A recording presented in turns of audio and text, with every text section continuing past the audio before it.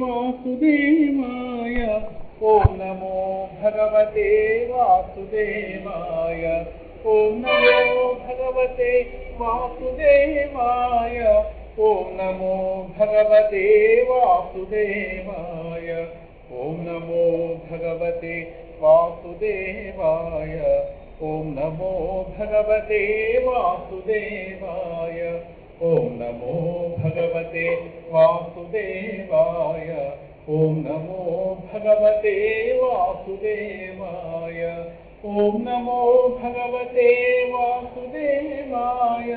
ओम नमो भगवते वासुदेवाय। ओम नमो भगवते वासुदेवाय।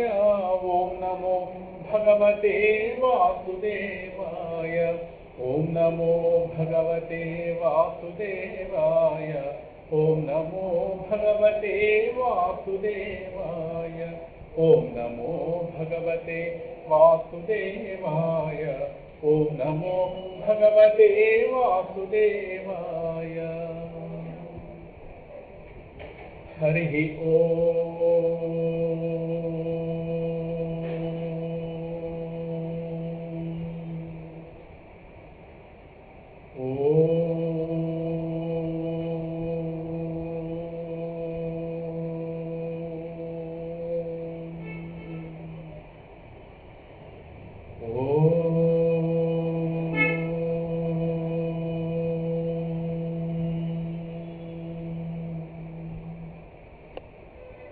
सत्यं विधातुं निजभृत्य भाषितं व्याप्तिं च भूतेष्वखिलेषु चात्मनः अदृश्यतात्यद्भुतरूपमुद्वहन् स्तम्भे सभायां न मृगं न मानुषम् प्रह्लादवरद नरहरि नमो नमो दयानिधि। प्रह्लादवरद नरहरि नमो नमो दयानिधि। प्रह्लादवरद नरहरि नमो नमो दयानिधि। प्रह्लादवरद नरहरि नमो नमो दयानिधि। नमो नमो दयानिधि। नमो नमो दयानिधि। श्रीमत्पयोनिधिनिकेतन चक्रपाणि भोगीन्द्र भोगमणिराजित पुण्यमूर्ते योगीश शाश्वत शरण्य भवाब्धिपोता लक्ष्मी नृसिंह मम देहि करावलम्बम्। श्रीवराहलक्ष्मी नृसिंह मम देहि करावलम्बम्। कृष्णाय वासुदेवाय देवकीनन्दनाय च नन्दगोपकुमाराय गोविन्दाय नमो नमः। कृष्णाय यादवेन्द्राय ज्ञानमुद्राय योगिने नाथाय रुक्मिणीशाय नमो वेदान्तवेदिने। वसुदेवसुतं देवं कंसचाणूरमर्दनं देवकी परमानन्दं कृष्णं वन्दे जगद्गुरुं। श्रीकृष्णं वन्दे जगद्गुरुम्।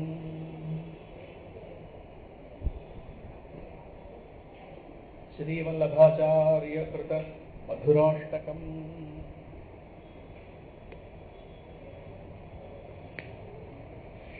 अधरं मधुरं वदनं मधुरं नयनं मधुरं हसितं मधुरं हृदयं मधुरं गमनं मधुरं मधुराधिपतेरखिलं मधुरं वचनं मधुरं चरितं मधुरं वसनं मधुरं वलितं मधुरं चलितं मधुरं भ्रमितं मधुरं मधुराधिपतेरखिलं मधुरं वेणुर्मधुरो रेणुर्मधुरः पाणिर्मधुरः पादौ मधुरौ नृत्यं मधुरं सख्यं मधुरं मधुराधिपतेरखिलं मधुरं गीतं मधुरं पीतं मधुरं भुक्तं मधुरं सुप्तं मधुरं रूपं मधुरं तिलकं मधुरं मधुराधिपतेरखिलं मधुरं कर्णं मधुरं तरणं मधुरं हरणं मधुरं रमणं मधुरं वपितं मधुरं शमितं मधुरं मधुराधिपतेरखिलं मधुरं गुञ्जा मधुरा माला मधुरा यमुना मधुरा वीची मधुरा सलिलं मधुरं कमलं मधुरं मधुराधिपतेरखिलं मधुरं गोपी मधुरा लीला मधुरा युक्तं मधुरं मुक्तं मधुरं दृष्टं मधुरं शिष्टं मधुरं मधुराधिपतेरखिलं मधुरं गोपा मधुरा गावो मधुरा युष्टिर्मधुरा दलितं मधुरं फलितं मधुरं दलितं मधुरं फलितं मधुरं मधुराधिपतेरखिलं मधुरं मधुराधिपतेरखिलं मधुरं मधुराधिपतेरखिलं मधुरं मधुराधिपतेरखिलं मधुरं मधुराधिपतेरखिलं मधुरं గోవిందాష్టకంలో 3, 4, 5 చదువుతాం.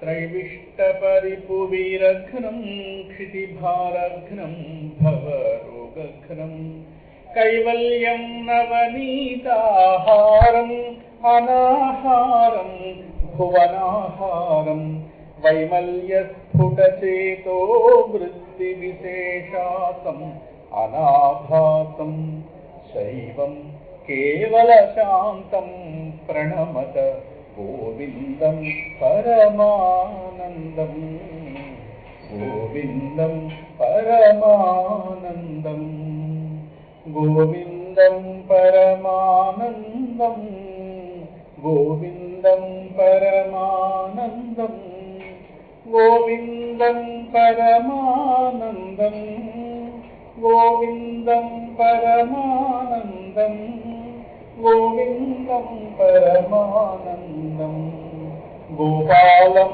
भूलीला विग्रह गोपालं कुलगोपालं गोपीखेलन गोवर्धन धृति लीलालालित गोपालं गोभिर्मगदित गोविन्द स्फुटनामानं बहुनामानं गोधीगोचरदूरं प्रणमत गोविन्दं परमानन्दं गोविन्दं परमानन्दं गोविन्दं परमानन्दं गोविन्दं परमानन्दं गोपीमण्डल गोष्ठीभेदं भेदावस्थमभेदाभं शश्वद्गोखुर निर्धूतोद्धत धूलीधूतर सौभाग्यं श्रद्धाभक्तिगृहीतानन्दमचिन्त्यं चिन्तित सद्भावं चिन्तामणिमहिमानं प्रणमत गोविन्दं परमानन्दं गोविन्दं परमानन्दं गोविन्दं परमानन्दं गोविन्दं परमानन्दं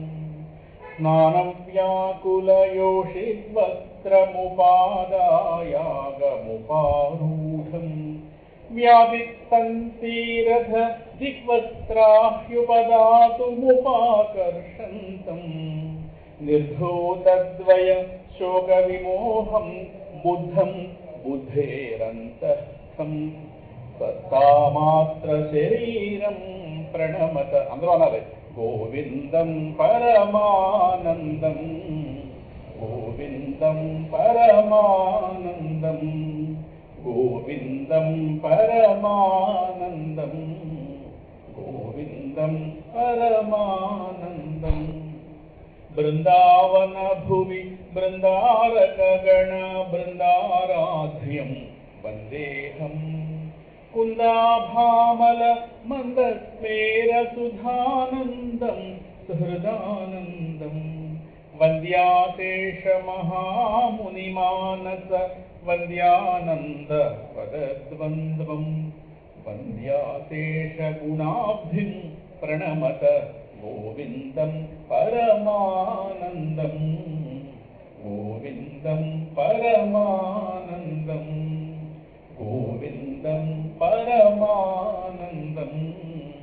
గోవిందం పరమానందం కాంతం కారణకారణమాదిమనాదిం కాలఘనాభాసం కాళిందీగత కాళియ శిరసి నృత్యం తం ముహూర్త్యంతం కాలం కాలకలాతీతం కాలం కాలకలాలీతం కలితాశేషం కలి దోషఘ్నం కాలత్రయగతి హేతుఘ్నం ప్రణమత గోవిందం పరమానందం గోవిందం పరమానందం గోవిందం పరమానందం కృష్ణ గోవిందం పరమానందం గోవిందాష్టకమేతదధీతే గోవిందార్పిత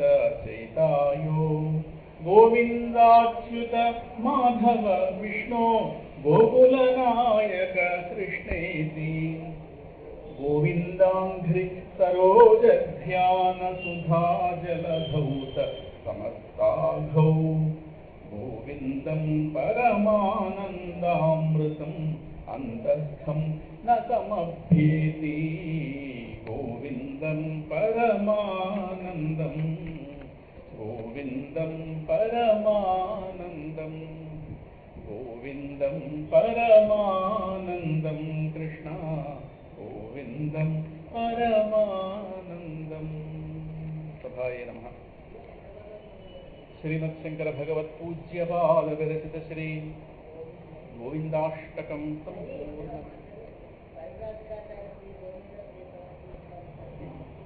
పరమహంస పరివ్రాజకాచార్య శ్రీమత్ శంకర భగవత్ పూజ్యపాదారవింద రాస్తారు.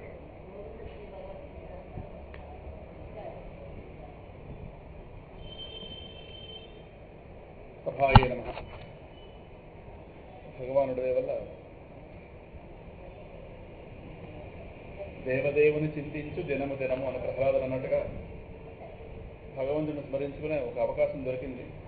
మరో రోజు బ్రతుకులో భాగంగా భగవానుడికి కృతజ్ఞత ఆవిష్కరించుకుంటూ మొన్నటి రోజున చాణూర ముష్టికలతో బలరామకృష్ణులు కాస్త కృష్ణ బలరాములు కాస్త అందుకే చాణూరుడితో కృష్ణుడు ముష్టికుడితో బలరాముడు అందువల్ల కృష్ణ బలరాములు కాస్త యుద్ధం ప్రారంభిస్తున్న సన్నివేశం ఇక్కడ 44వ అధ్యాయం ప్రారంభం దశమ స్కంధంలో వాళ్ళని కాస్త ఈ అధ్యాయంలో చాణూర ముష్టికులు అలాగే ఇతర మల్లురు అలాగే కంసుడిని వీళ్ళందరినీ సంహరించుట అనలేదు, సంహరించి ఉద్ధరించుట. భగవంతుడు ఏం చేసినా ఉద్ధరించడమే. కొంతమందిని రక్షించి ఉద్ధరిస్తాడు, కొంతమందిని సంహరించి ఉద్ధరిస్తాడు. ఈ మాట కూడా చెప్పుకోవాలి. కొన్ని రకాల దేహాలు ఆ జీవుడిని మారనివ్వ అవకాశం లేదు. అటువంటిప్పుడు ఏం చేయాలంటే ఆ దేహం నుంచి వాడు ఆగియాలి. అంటే ఆ దేహ యొక్క సంస్కారం అటువంటిది. రెండు చెప్పండి వాడు మారడు. ఇంకా ఆ దేహంతో వాడు కూడి ఉన్నంతకాలం వాడికి ఆ దుర్బుద్ధి వస్తుంది. మరి వాడిని రక్షించాలంటే ఆ జీవుడిని రక్షించాలంటే ఏం చేయాలి? వాడిని చంపేయాలి. చంపినట్టుగా లోకానికి కనిపిస్తుంది, అది ఉద్ధరించడమే. ఉద్ధరించడం అంటే ఉద్ధరేదాత్మనాత్మానం, సంసార వ్యవస్థలోంచి బయటకు లాగడం. కొంతమంది చెబితే బాగుపడతారు అన్న వాళ్ళకి అంతా పరమాత్మ వాళ్ళకి మంచి చెప్పి వాళ్ళు మారుస్తాడు, అలా రక్షిస్తాడు. ఇంకా వీళ్ళకి లాభం లేదురా అని చెప్తే అనేక హెచ్చరికలు చేస్తాడు, కానీ వీళ్ళు మారరు. ఇంకా అటువంటిప్పుడు ఇంకా సంహారమే ఉద్ధరణ. కనుక ఇక్కడ శుక్రవారు అంటున్నారు, కింద అధ్యాయంలో ఆ మల్ల యుద్ధులు కూడా మీరే సామాన్యులు కాదు, మీరే పాలు తాగే పిల్లలేం కాదు, వీధిలో ఆటలాడుకునే పిల్లలు కాదు. ఎందుకంటే 1000 ఏనుగుల బలం ఉన్నటువంటి కోలయాపీడాన్ని అవలేలగా చంపావు కృష్ణ నువ్వు. కనుక మీరు బలవంతుల్లో శ్రేష్ఠులు. కాబట్టి ఈ మల్ల యుద్ధం ధర్మబద్ధమైనదే, అధర్మబద్ధమేం కాదు. మీ ఇద్దరు మల్ల యుద్ధం చేయాలి, దీనిలో ఏమి అన్యాయం ఏమీ లేదు. నీ పరాక్రమాన్ని నామే చూపించు చాణురుడు అంటున్నాడు. ముష్టికుడు బలరాముడు యుద్ధం చేస్తాడు అనగానే శుక్రవారు అంటున్నారు, ఏవం చర్చిత సంకల్పో భగవాన్ మధుసూదన ఆససాద అథ చాణూరం ముష్టికం రోహిణీసుత. మధుసూదనుడు, మధు అనే రాక్షసుని కాస్త సంహరించినటువంటి ఆ పరమాత్మ కాస్త అంటే అక్కడ ఆ పదప్రయోగం చేశారంటే కొద్దిసేపట్లో వీడిని చంపబోతున్నాడు అని అర్థం.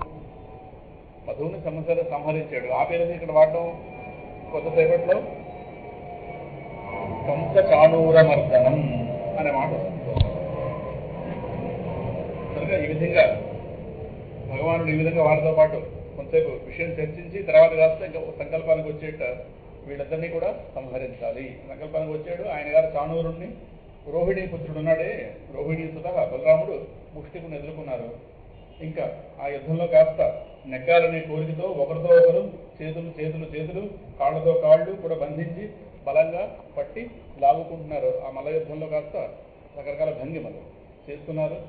అరత్ని ద్వే అరత్నిభ్యాం జానుభ్యాం చైవ జానుని, వాళ్ళిద్దరు అంటే కృష్ణ చాణూరులు బలరామ ముష్టికులు 2 జంటల్లో ఒకరినొకరు మోచేతులతో మోకాళ్లతో తలను కాస్త తలతో వక్షస్థలాన్ని వక్షస్థలంతో గుద్దుకుంటున్నారు. ఇద్దరు 2 పర్వతాలు గుద్దుకుంటున్నాయి అన్నట్టుగా ఉంది. పరిభ్రామణ విక్షేప పరిరంభాపపాతనై ఉత్సర్పాణాప సర్పణై చ అన్యోన్యం ప్రత్యరుంధదాం. ఇంకా ఒకరిని మరొకరు పట్టి గిరగిరా తిప్పడం, తోసివేయడం, అలాగే ఆలింగనం చేసుకుని గట్టిగా బిగించడం, ఇవన్నీ మల్ల యుద్ధాలు చూస్తే తెలుస్తాయి. అందులో రకరకాల భంగిమలు, కింద పడదోయడం, ముందు కాస్త దుమ్మకడం, వాళ్ళ మీద నుంచి వాడిని పడదోసి మీదకి దుమ్మకడం, అలాగే వెనక్కి తగ్గడం, ఇలాగ రకరకాల విన్యాసాలతో ఒకరిని కాస్త మరొకరు నిగ్రహించుకునే ప్రయత్నంలో ఉన్నారు. ఉత్థాపనై ఉన్నయనై చాలనై స్థాపనైరపి పరస్పరం జిగీషంతావపచక్రతురాత్మనః. ఒకరినొకరు గెలుచుకోవాలని యుద్ధం చేస్తున్నారు. ఒకరినొకరు జయించగోరి అవతల వాళ్ళ యొక్క దేహాన్ని ముద్దగా తీసేసి పైకెత్తడం, చేతులు కాస్త పట్టి పైకెత్తడం, వాటిని విదిరించి కొట్టుకోవడం, నేలపై నొక్కి ఉంచడం, రకరకాల భంగిమలు ఇవన్నీ మొదలైన విన్యాసాలతో ఒకరి దేహానికి మరొకరు కాస్త పీడ కాస్త కలిగించుకుంటున్నారు, దుఃఖం కలిగించుకుంటున్నారు. తద్బలాబలవద్యుద్ధం సమేతా సర్వయోషిత ఊచు పరస్పరం రాజన్ సానుకంపా వరూధశ. ఈ లోపు చుట్టూ ఉన్నటువంటి మధురాపుర స్త్రీలు ఉన్నారు కదా, వీళ్ళందరూ వాళ్ళు చాలా పెద్ద గోలు పెట్టారు. వాళ్ళందరూ గుంపులుగా వచ్చారు చూడడానికి. ఆ యుద్ధాన్ని చూసి వాళ్ళు జాలేసింది పరమాత్మను చూసి. ఇదే యుద్ధం అండి, వీడి పిల్లలు చూస్తే బలహీనులు, వాళ్ళు చూస్తే పర్వతాల్లో ఉన్నారు, బలవంతుల్లో ఉన్నారు. వీళ్ళ మధ్య జరిగే యుద్ధం ఇది ధర్మబద్ధమైన యుద్ధం కాదు అని వాళ్ళు కాస్త చెప్పుకుంటున్నారు. మహానయం బతాధర్మ ఏషాం రాజసభాసదాం ఏ బలాబలవద్యుద్ధం రాజ్ఞ అన్విచ్చంతి పశ్యతః. ఇక్కడ చాలా పెద్ద అన్యాయం జరుగుతోంది. రాజుగారు కూర్చున్న సభలో ప్రజలకి ఇది పెద్ద అధర్మం, ఒక అధర్మాన్ని చూడవలసి వస్తోంది. పెద్ద మాటలే మాట్లాడుతున్నారు. రాజు చూస్తుండగానే రాజాజ్ఞను అనుసరించి బలహీనులైనటువంటి పిల్లలు బలవంతులైన మలులతో జరుగుతున్న యుద్ధాన్ని ప్రజలు అలాగే రాజు వీళ్ళందరూ కూడా ఆమోదించడం చాలా అధర్మం. ఇది ఒక అధర్మ కార్యం జరుగుతోంది. ఇది చూస్తే పాపం తర్వాత చెప్తారు. క్వ వజ్రసార సర్వాంగౌ మల్లౌ శైలేంద్ర సన్నిభౌ క్వ చాతి సుకుమారాంగౌ కిశోరౌ నాప్త యౌవనౌ. వీళ్ళెక్కడ వాళ్ళెక్కడ, ఆ పోలిక చూడండి. అవయవాలన్నింటి యందు వజ్రం లాంటి చేప ఉన్నటువంటి ఆ పర్వతాన్ని పోలినటువంటి మల్లులు వాళ్ళిద్దరు, వజ్ర శరీర సమానులు వాళ్ళిద్దరు. వీళ్ళు సుకుమారమైన దేహాలు, తోటకూర కాడలాగా, అలాగా లేలేత తోటకూర కాడ ఎలాగైతే నవనవలాడిపోతుంటుందో అలాగా మెసమెసలాడిపోతున్న దేహాలు. ఇంకా ఎవరిమే రాలేదు, ఆడుకునే పిల్లలు. వీళ్ళకేంటి వాళ్ళకేంటి పోలికేంటి, ఈ ధర్మం ఇదేమైనా ధర్మమా ఇది అని వాళ్ళలో వాళ్ళు చెవులు కొరుక్కుంటున్నారు. ధర్మ వ్యతిక్రమో యస్య సమాజస్య ధ్రువం భవేత్ యత్ర ధర్మ సముత్తిష్ఠేన్న స్థేయం తత్ర కరిహిచిత్. ఇదో ధర్మం మాట్లాడుతున్నారు ఇక్కడ కూర్చున్న సభాసదులు ఎవరైతే ఉన్నారో వీళ్ళందరూ కూడా ధర్మాన్ని, సందేహం లేదు, ధర్మాన్ని ఉల్లంఘించిన పాపం వీళ్ళందరికీ కలుగుతుంది. ఎక్కడైనా అధర్మ కార్యం జరుగుతుంటే దాన్ని చూడడం పాపం, మనం చూసినా వాడు దాన్ని ప్రోత్సహిస్తున్నట్టే కదా.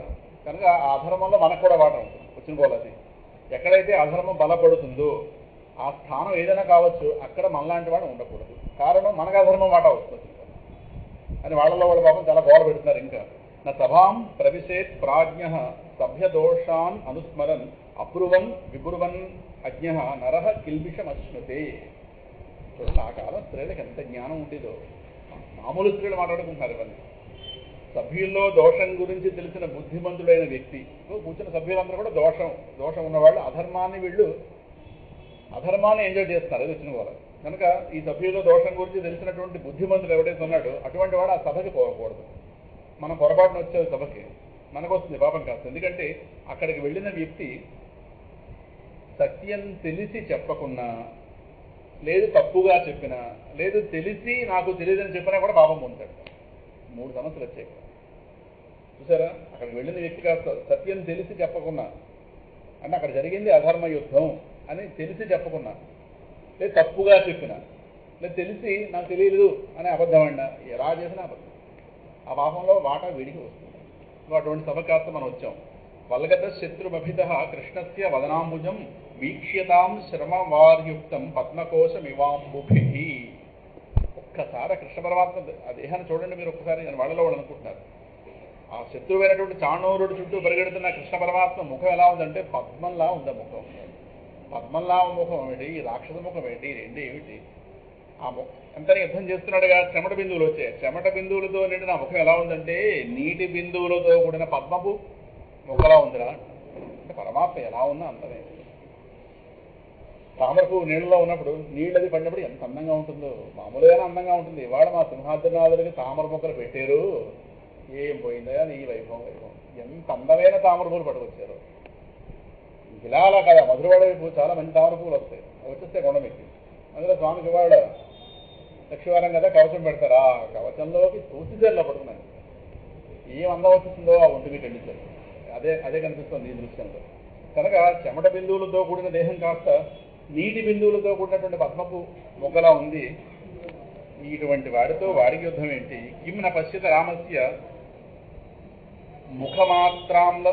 ముఖమాత్రామ్రలోచనం ముష్టికం ప్రతి సామర్షం హాస సంరంభ శోభితం. ఇంకా బలరాముడు ముఖం కొద్దిగా ఎర్రదైన కళ్ళు కాస్త ఉన్నాయట. ఆ ముష్టికుడి ఎడలో కోపం, అలాగే నవ్వు యొక్క వేగంతో శోభిల్లుతున్నది. ముష్టికుడి ఎడలో కోపం, అలాగే నవ్వుకుంటున్నట్ట. వాడిని గెలుద్దామని ప్రయత్నం చేస్తున్నాడుగా, పాపం వాడి చేష్టలు చూస్తే నవ్వు వస్తుందట. నన్ను గెలిచేద్దామా, వీడి ఆశ ఏమిటో పాపని ఆ నవ్వు యొక్క వేగం ఒకటి ఆ ముఖంలో కనిపిస్తుంది. ఎవర్రా మీకు కనబట్టలేదా, ఇతర దేహాలు ఎలా ఉన్నాయో చూస్తున్నారంటే అవునే కనిపించేయంటారు అని చెప్తూ అక్కడ ఒక్కసారి మళ్ళీ కృష్ణ పరమాత్మ లేదని మళ్ళీ ఒక్కసారి స్మరిస్తారు. చూడండి, వీడు అక్కడికి వెళ్ళి యుద్ధం చూడకుండా ఆ వ్రజపురంలో రేపల్లిలో చేసిన బృందావనంలో చేసిన లేదని స్మరిస్తారు ఒక్కసారి. అదే మన అదృష్టం. మధురలో కూర్చుంటే మనం మళ్ళీ బృందావనం, ఎందుకంటే మధురలో కూర్చుందామంటే మళ్ళీ బృందావనం లాక్కి వెళ్తున్నారు వచ్చిన గవర్నమెంట్. పుణ్యాపద వ్రజభువో యదయం నృలింగ గూఢ పురాణ పురుష వనచిత్ర మాల్య గాః పాలయన్ సహబల క్వణయంశ్చ వేణుం విక్రీడయా అంచతి గిరిత్రమార్చితాంఘ్రి. ఆహా, ఆ గోకులంలో ఉన్నటువంటి స్థానాలు ఉన్నాయే, ప్రదేశాలు ఎంత పావనమో అవన్నీ. కారణం పరమాత్మ పాపం మోపేడు కనుక. అవి ఎంతో శక్తివంతమైన ధామాలు, అవన్నీ ఎంతో పావనాలు. ఎందుకంటే కైలాసాధిపతి అయినటువంటి పరమశివుడి చేత మరియు అమ్మవారు లక్ష్మీదేవి చేత ఆరాధింపబడే పాదాలు గల ఈ పురుషోత్తముడు ఉన్నాడే, ఈ పురుషోత్తముడు సామాన్యుడు కాదు, అంటే మహావిష్ణువు. ఈయన గారు మనుష్య వేషంతో ఎవరికీ తెలియకుండా అచ్చట సంచరిస్తుంటాడు. బృందావనం నిత్య లీలాధామం. పరమాత్మ బృందావనం నుండి దూరమయ్యే అవకాశం లేదు. బృందావనం నా శాశ్వత ధామం అని చెప్పాడు. అందుకే చాలా మంది అంటుంటారు, మరి మధుర వచ్చేసాడు కదా. మధుర తన నీడ పంపించాడు, అసలు వాడు ఎక్కడ ఉన్నాడు. అది ఇప్పటికీ చాలా మందికి బృందావనంలో స్వామి లేదని ఎప్పటికీ గోచరం అవుతుంది. బృందావనం వీడి వెళ్ళే సమస్య లేదు ఆ మాట పరమాత్మ చెప్పాడు. అది ఇక్కడికి వచ్చాడు కదా, ఛాయారూపం అర్థమవుతుందా. తననే 2 రూపాయలు చేసుకుని ఓ రూపాయి అక్కడ ఉంచేశాడు, ఓ రూపాయి. ఎన్నైనా చేసుకోగలడు, ఏముంది? మర్చిపోయారా ఒక లీల? ఏడాది పాటు ఇంతమంది గోపబాలులు, ఇంతమంది ఆవులు గోవులు, ఇన్ని సామాన్ల కింద బ్రహ్మగారి పిల్లలు దాచేస్తే ఏడాది పాటు తనే ఉన్నాడా? అటువంటి వాడికి ఏదో సాధ్యం, ఏదో సాధ్యం. కానీ ఒక్కడి గుర్తించాలి, అది వాళ్ళకే పరిమితం కాదు, మనందరి రూపంగా ఉన్నది కూడా వాడే. కానీ మనకు ఆ జ్ఞానం ఉంది. జ్ఞానం ఉంటే మోక్షం ఇక్కడే. మనం ఉన్నామని మనకు తెలుసు, కానీ మన రూపంగా ఉన్నవాడు కూడా మనకు తెలియదు. సో మనకు మనమే స్వతంత్రం అనుకుంటున్నాం.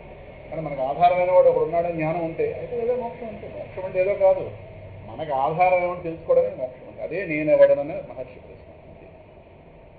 కేవలం వాళ్ళ రూపంగానే కాదు, మన రూపంగా ఉన్నది వాడే. జ్ఞానం కలగాలిగా. ఆ మాట ఎంత హాయిని ఇస్తుంది తెలిసిన. ఒకసారి మీతో ఒక చిన్న సన్నివేశం పంచుకోవాలి, 2 సన్నివేశాలు పంచుకోవాలి. ద్వారకా తిరుగుల నుంచి ఆహ్వానం వచ్చింది, అక్కడ క్షేత్రంలో ప్రవచనం చేయమని. ఎవరు ఆహ్వానించారు? సాక్షాత్ ఈవో గారే. ఆ ఈవో గారు మా స్నేహితులు పెద్దరాజు గారు, దిలు నాన్నగారు శిష్యులు, ప్రస్తుతం ద్వారకా తిరుగులు ఈవో. ఆయనకు 2 రోజులకు ఒకసారి ఫోన్ చేసి తినేస్తున్నారు పడుతుంది. వచ్చి మీరు అక్కడ భగవద్గీత చెప్పాలి. ఇప్పుడు 18వ తారీఖు దసరా తర్వాత నుంచి 9 రోజుల పాటు అక్కడ బ్రహ్మోత్సవాలు జరుగుతాయి. ద్వారకా తిరుమలలో 2 బ్రహ్మోత్సవాలు, మార్చిలో 1, అలాగే దసరా తర్వాత 1. మేము ఎప్పుడు చూడలేదు ఆ క్షేత్రం. సరే, ఇప్పుడు మా యువ గారు అనవాడు, మీరు అన్ని ఏర్పాట్లు చూస్తాను. మరి మీరుండగా మాకు ఏర్పాట్లు బెంగేంటి? వద్దు, మేము బాగుపడాలి, మీరు ఆశించాలి. అందువల్ల నేను ఆయనతో ఏమన్నానంటే, ఏమంటే మీకు మంచి పేరు వచ్చే పని చేయండి మీరు. నేను ఆయనతో ఏమన్నానంటే, మీకు మంచి పని వచ్చే పనులు చేయండి మీరు. అయితే టీవీలో కనిపించేవాళ్ళు, లేదా సమాజంలో పేరు ఉన్నవాళ్ళు, పలానా ప్రొఫెసరు, లేదా పలానా పిలిచారనుకోండి, మీకు మంచి పేరు వస్తుంది. ఎందుకంటే అనామకులను పిలిస్తే అనవసరంగా ఈ ఈవో గారు అంటే ఈయన తెలిసిన వాళ్ళందరూ పిలుస్తాడు ఏదని చెప్పి నలుగురు అనుకోకుండా, మీరు ఇంకా మొన్నే కదా వెళ్ళదు కాబట్టి ఓ ఏడాది ఏమనండి అప్పుడు సంగతి ఆలోచిద్దాం. ఎందుకు అనవసరం మీ చెడ్డ పేరు తెచ్చుకుంటారు, మీ చెడ్డ పేరు వస్తే మాకు ఆనందం కాదన్నారు. ఆయన అన్నీ వింటున్నారు, మళ్ళీ ఎప్పుడు వస్తారంటే ఇదే బాబు నువ్వు ఆరవా మనిషి. అదొకటి. నిన్నటి రోజున బుధవారం ఆ ప్రహ్లాదపురంలో క్లాసులో నిజంగా మా వాళ్ళు వినడం కావచ్చు, అసలు వాళ్ళకి వేదాంతం శూన్యం, వాళ్ళ జ్ఞానం క్లాసులు ప్రారంభిస్తున్నప్పుడు. కానీ ఇప్పటికి 5వ అధ్యాయం పూర్తయింది, అదే 12, 15, 7 అధ్యాయాలు అయ్యాయి. నిన్నటితో 5వ అధ్యాయం పూర్తయింది, 6, 2 అధ్యాయాలు. ఈ 7 అధ్యాయాలు పూర్తయిన తర్వాత వాళ్ళకు వచ్చిన ఆధ్యాత్మిక జ్ఞానం ఏదైతుందో సామాన్యులు అసలు ఏమీ తెలియదు వాళ్ళకి. నువ్వు అప్పుడు అనుకున్నాను కూడా, వీళ్ళ దగ్గర భగవద్గీత వ్యాఖ్యానం ప్రారంభించినట్టు అసలు వీళ్ళకి ఏమీ తెలియదు, అనవసరం ప్రారంభించేమేమో అనిపించింది ఒకప్పుడు అనుకున్నాను ప్రారంభంలో. కానీ ఆ రోజుకి ఆ రోజు వాళ్ళల్లో వస్తున్నటువంటి ఆ జ్ఞానం ఏదైతే ఉందో, నిన్నటి రోజున వాళ్ళు శ్రవణం చేసిన విధానం, ప్రశ్నలు అడిగిన ప్రశ్నలకు సమాధానం చెప్పిన విధానం, చెప్తున్నదాన్ని వాళ్ళ అనుభూతిలో తెచ్చుకుంటున్న విధానం, ఇదే మాట అక్కడ చెప్పాను. మనందరి రూపంగా తెలుసుకున్నవాడు ఒకే పరమాత్మ. అలాగానే కొంతమందికి అయితే ఆపుకోలంటే ఏడుపు వచ్చింది వాళ్ళందరికీ. ఇంకా చివరికి వేరే అధ్యాయం ప్రారంభించడం అని చెప్పి, అది వాస్తవానికి 5వ అధ్యాయం చివరి 3 శ్లోకాలు, 6వ అధ్యాయం 5 శ్లోకాలని చెప్దామని, కానీ ఈ 3 శ్లోకాలతో అయిపోయింది. వాళ్ళు ఒక మధురైన అనుభూతిలో ఉన్నారు. ఇంకెందుకు వేరే అధ్యాయం ప్రారంభించడం అని చెప్పి నేను ముందు వదిలించాను. కానీ చాలా అనుభూతి పొందుతున్నాను, నాకు ఆనందం వల్ల అది. సో నేను మా యువగారు తన నాకు ఈ 4 సత్సంగాలు కావాలని నేను బాగుపడ్డాను, వదిలిండి బాబు నాకు ఎందుకు కావాలి, మీరు నేను కావాలంటే భగవద్గీత మాట్లాడుకుందాం కానీ జనాలకు లాక్కండి, నాకు వద్దు, నాకు అనవసరం. అలా ఇంకోటి పిలుస్తాడు, అలా వెళ్ళలేను, నాకు ఇందులో ఏమీ లేదు అప్పుడైతే. సో నాకు 4 సత్సంగాలు జరుగుతాయి కాదండి, ఇంకోటి విశాఖపట్నంలో చూద్దాం అని ఆయనతో అనగానే అన్నీ విన్నాడు ఆయన. మళ్ళీ ఎప్పుడు వస్తాడు కాబట్టి క్షేత్రంగా అయితే వస్తాను కానీ ప్రవచన సంగతి వదిలింది బాబా. మన ఎవరో పిలుస్తారు మళ్ళీ, ఇది చదువుకోవాలి. కనుక భగవానుడు మనుష్య వేషంతో ఎవరికీ తెలియకుండా సంచరిస్తుంటాడు. సరే, ఈయన గారు తోడున్నాడే పక్కన అందరముడు కాస్త బలరాముడు. ఈయన తోడొస్తుంటే ఈయన గారు అడవిలో రంగురంగుల పూలమాలలు ఉంటాయి, ఆ పూలమాలను కాస్త దాల్చి గోవులను కాపలా కాస్తూ వేణువును వాయిస్తూ వివిధమైన క్రీడలతో అక్కడికి ఆయన స్వామి గారితో విహరిస్తుంటాడే, ఆ స్వామి ఈయన గారు కాదు. నేను ఆ నోట ఈ నోట విన్నాను. అటువంటి వాడికి ఇటువంటి ఒక కఠినుడితో యుద్ధం అన్నది చాలా అధర్మం ఇది అని చెప్తూ ఇంకా చెప్తున్నారు. గోప్యస్తవ, గోపికలు ఏం తపస్సు చేశారు? కిమచరన్ యదముష్య రూపం లావణ్యసారమసమోర్ధ్వమనన్య సిద్ధం, లావణ్యసారం అసమ ఊర్ధ్వ ఊర్ధ్వం అనన్య సిద్ధం అసమ ఊర్ధ్వం అనన్య సిద్ధం దృగ్భిః పిబంత్యను సవాభినవం దురాపం ఏకాంతధామ యశసః శ్రియ ఐశ్వర్యస్య. ఏమి తపస్సు చేశారో కాకపోతే ఎంత భాగ్యం ఎవరో కలుగుతుంది. ఎందుకంటే వాళ్ళు ఆ పరమాత్మ యొక్క కృష్ణ పరమాత్మ యొక్క లావణ్యము, అతిలోక లావణ్యం ఉన్నాడు కాబట్టి వీడి పేరు లలిత. స్త్రీమూర్తిగా లలిత, ఆయనే పురుషుడుగా కృష్ణుడు. ఇద్దరికి అభిన్నం. అందువల్ల అతిలోక లావణ్యం ఉన్నటువంటి ఆ ముఖం ఉంటే కృష్ణ పరమాత్మ ముఖం, ఆ ముఖం యొక్క అందాన్ని వీళ్ళు ఆ కళ్ళతో పానం చేసేసారు. అందానికి మనకేం మిగల్చలేదు, ఓపరం తగ్గిసేపోతుంది. ప్రతిక్షణం అది గొప్పతనం. ఎంత గొప్ప పదం వాడారంటే పిబంతి అనుసవాభినవం. అనుసవ అభినవం. మన దేహాలకి భగవానుడి దేహానికి ఇదే ప్రత్యేకమైన తేడా. ఆయన దేహాన్ని చూస్తుంటే ప్రతి క్షణం నూతనమైన ఆనందం లభిస్తుంటుంది. మన ప్రాకృతిక దేహాలకు అది రాదు. ఓసారి చూస్తే రెండోసారి మొహం ముట్టు తప్పదు కాబట్టి ఏం చేస్తాం. ఆయన గారిది యుగాల కాలం చూస్తున్న దేహాన్ని ఇప్పుడే చూడడం ప్రారంభించినట్టుగా ఉంటుంది. సో ప్రతిక్షణం వర్ధమానం ఆనందం. అటువంటి ఈ రూపంతో, అటువంటి కృష్ణ పరమాత్మ రూపంతో సమానమైనది కానీ గొప్పది కానీ మరొకటి లేదు. పొందశక్యం కానీ ఈ రూపం ఏదైతే ఉందో ఇది రకరకాల ఆభరణాలు మనం పెట్టుకున్నా మనకు రాదు. ఎన్ని ఆభరణాలు తెచ్చి పెట్టుకున్నా భారం పెరుగుతుంది కానీ అటువంటి రూపం మనకు రాదు. ఈ రూపం కీర్తికి, శోభకి, ఈశ్వర భావానికి ఏకైక నిత్య నివాస స్థానం. ఏం పదం వాడారండి. అంటే ఆ రూపం కీర్తి, దాన్ని పొగడకుండా ఎవరు ఉండలేరు. అంటే శోభ అంటే ఒక ప్రకాశం, ఇంకా ఈశ్వర భావము. సామాన్యుడేం కాదు పరమాత్మ. ఈశ్వరత్వం అంటే ప్రపంచం యావత్తు తన అదుపులో పెట్టుకున్నవాడు. ఏదో సామాన్యంగా కనిపిస్తున్నాడు కానీ సార్ విజృంభించాడా, ఏది ఆగదు. సో ఈశ్వరత్వాన్ని లోపల పెట్టేసుకుంటాడు, పైకి సుకుమారం కనిపిస్తాడు సందర్భం బట్టి. అయిందో మళ్ళీ పైకి వస్తాడు. అందువల్ల ఈ మూడింటికి ఏకాంతధామ యశసః శ్రియ ఐశ్వర్యస్య. ఈ మూడింటికి ఏకైక నిత్య నివాస స్థానం. నిత్య నివాస స్థానం అది గొప్పతనం. ఏకైక అంటే ఈయనే ఈశ్వరుడు అంతే, సర్వలోక మహేశ్వరం. నిత్యము ఈ కళ్యాణ గుణాలు ఆయన దేహాన్ని అంటుపెట్టుకుని ఉంటాయి అని చెప్తూ, యా దోహనే అవహననే మథనోపలేప ప్రేంఖేంఖనార్ధరుదితో క్షణమార్జనాదౌ గాయంతి చైన మనురక్త ధియ అశ్రుకంఠ్య ధన్యా వ్రజస్త్రియ ఉరుక్రమ చిత్తయానా. గోపికలు ధన్యులు. వీళ్ళు చెప్పుకుంటున్నారు మధురాపుర స్త్రీలు. వాళ్ళ బుద్ధి కృష్ణ పరమాత్మపై ప్రేమతో నిండి ఉంటుంది. ఇప్పుడు పాదాలతో ముల్లోకాలని కొలిచిన భగవానుడు, వామనమూర్తిగా ఉన్నప్పుడు పాదాలతో ముల్లోకాలను కొలిచిన భగవానుడు ఉన్నాడే, ఆయన గారి తలంపు వాళ్ళ కళ్ళకి, ఆయన గారి తలంపు వాళ్ళకి వచ్చిందా వాళ్ళ కళ్ళకి నీళ్లు వచ్చేస్తాయి, గొంతుకు గద్గదమైపోతుంది, ఇంకా శరీరం మొత్తం రోమాంచం అయిపోతుంది. అంటే అంతగా పరమాత్మ యొక్క అంత ప్రేమ. హృదయంలో ఆయన తలంపు వచ్చిందో ఈ లక్షణాలు. వీటిని ఏమంటారంటే సాత్విక ఉద్రేకములు అంటారు. మన భక్తి పెరుగుతోందంటే కంఠావరోధ రోమాంచ అశ్రుభి. గతంలో ఇక్కడ మనం ఒక టాపిక్ చెప్పుకున్నాం కదా, భక్తాః స్రవన్ నేత్రజలాః.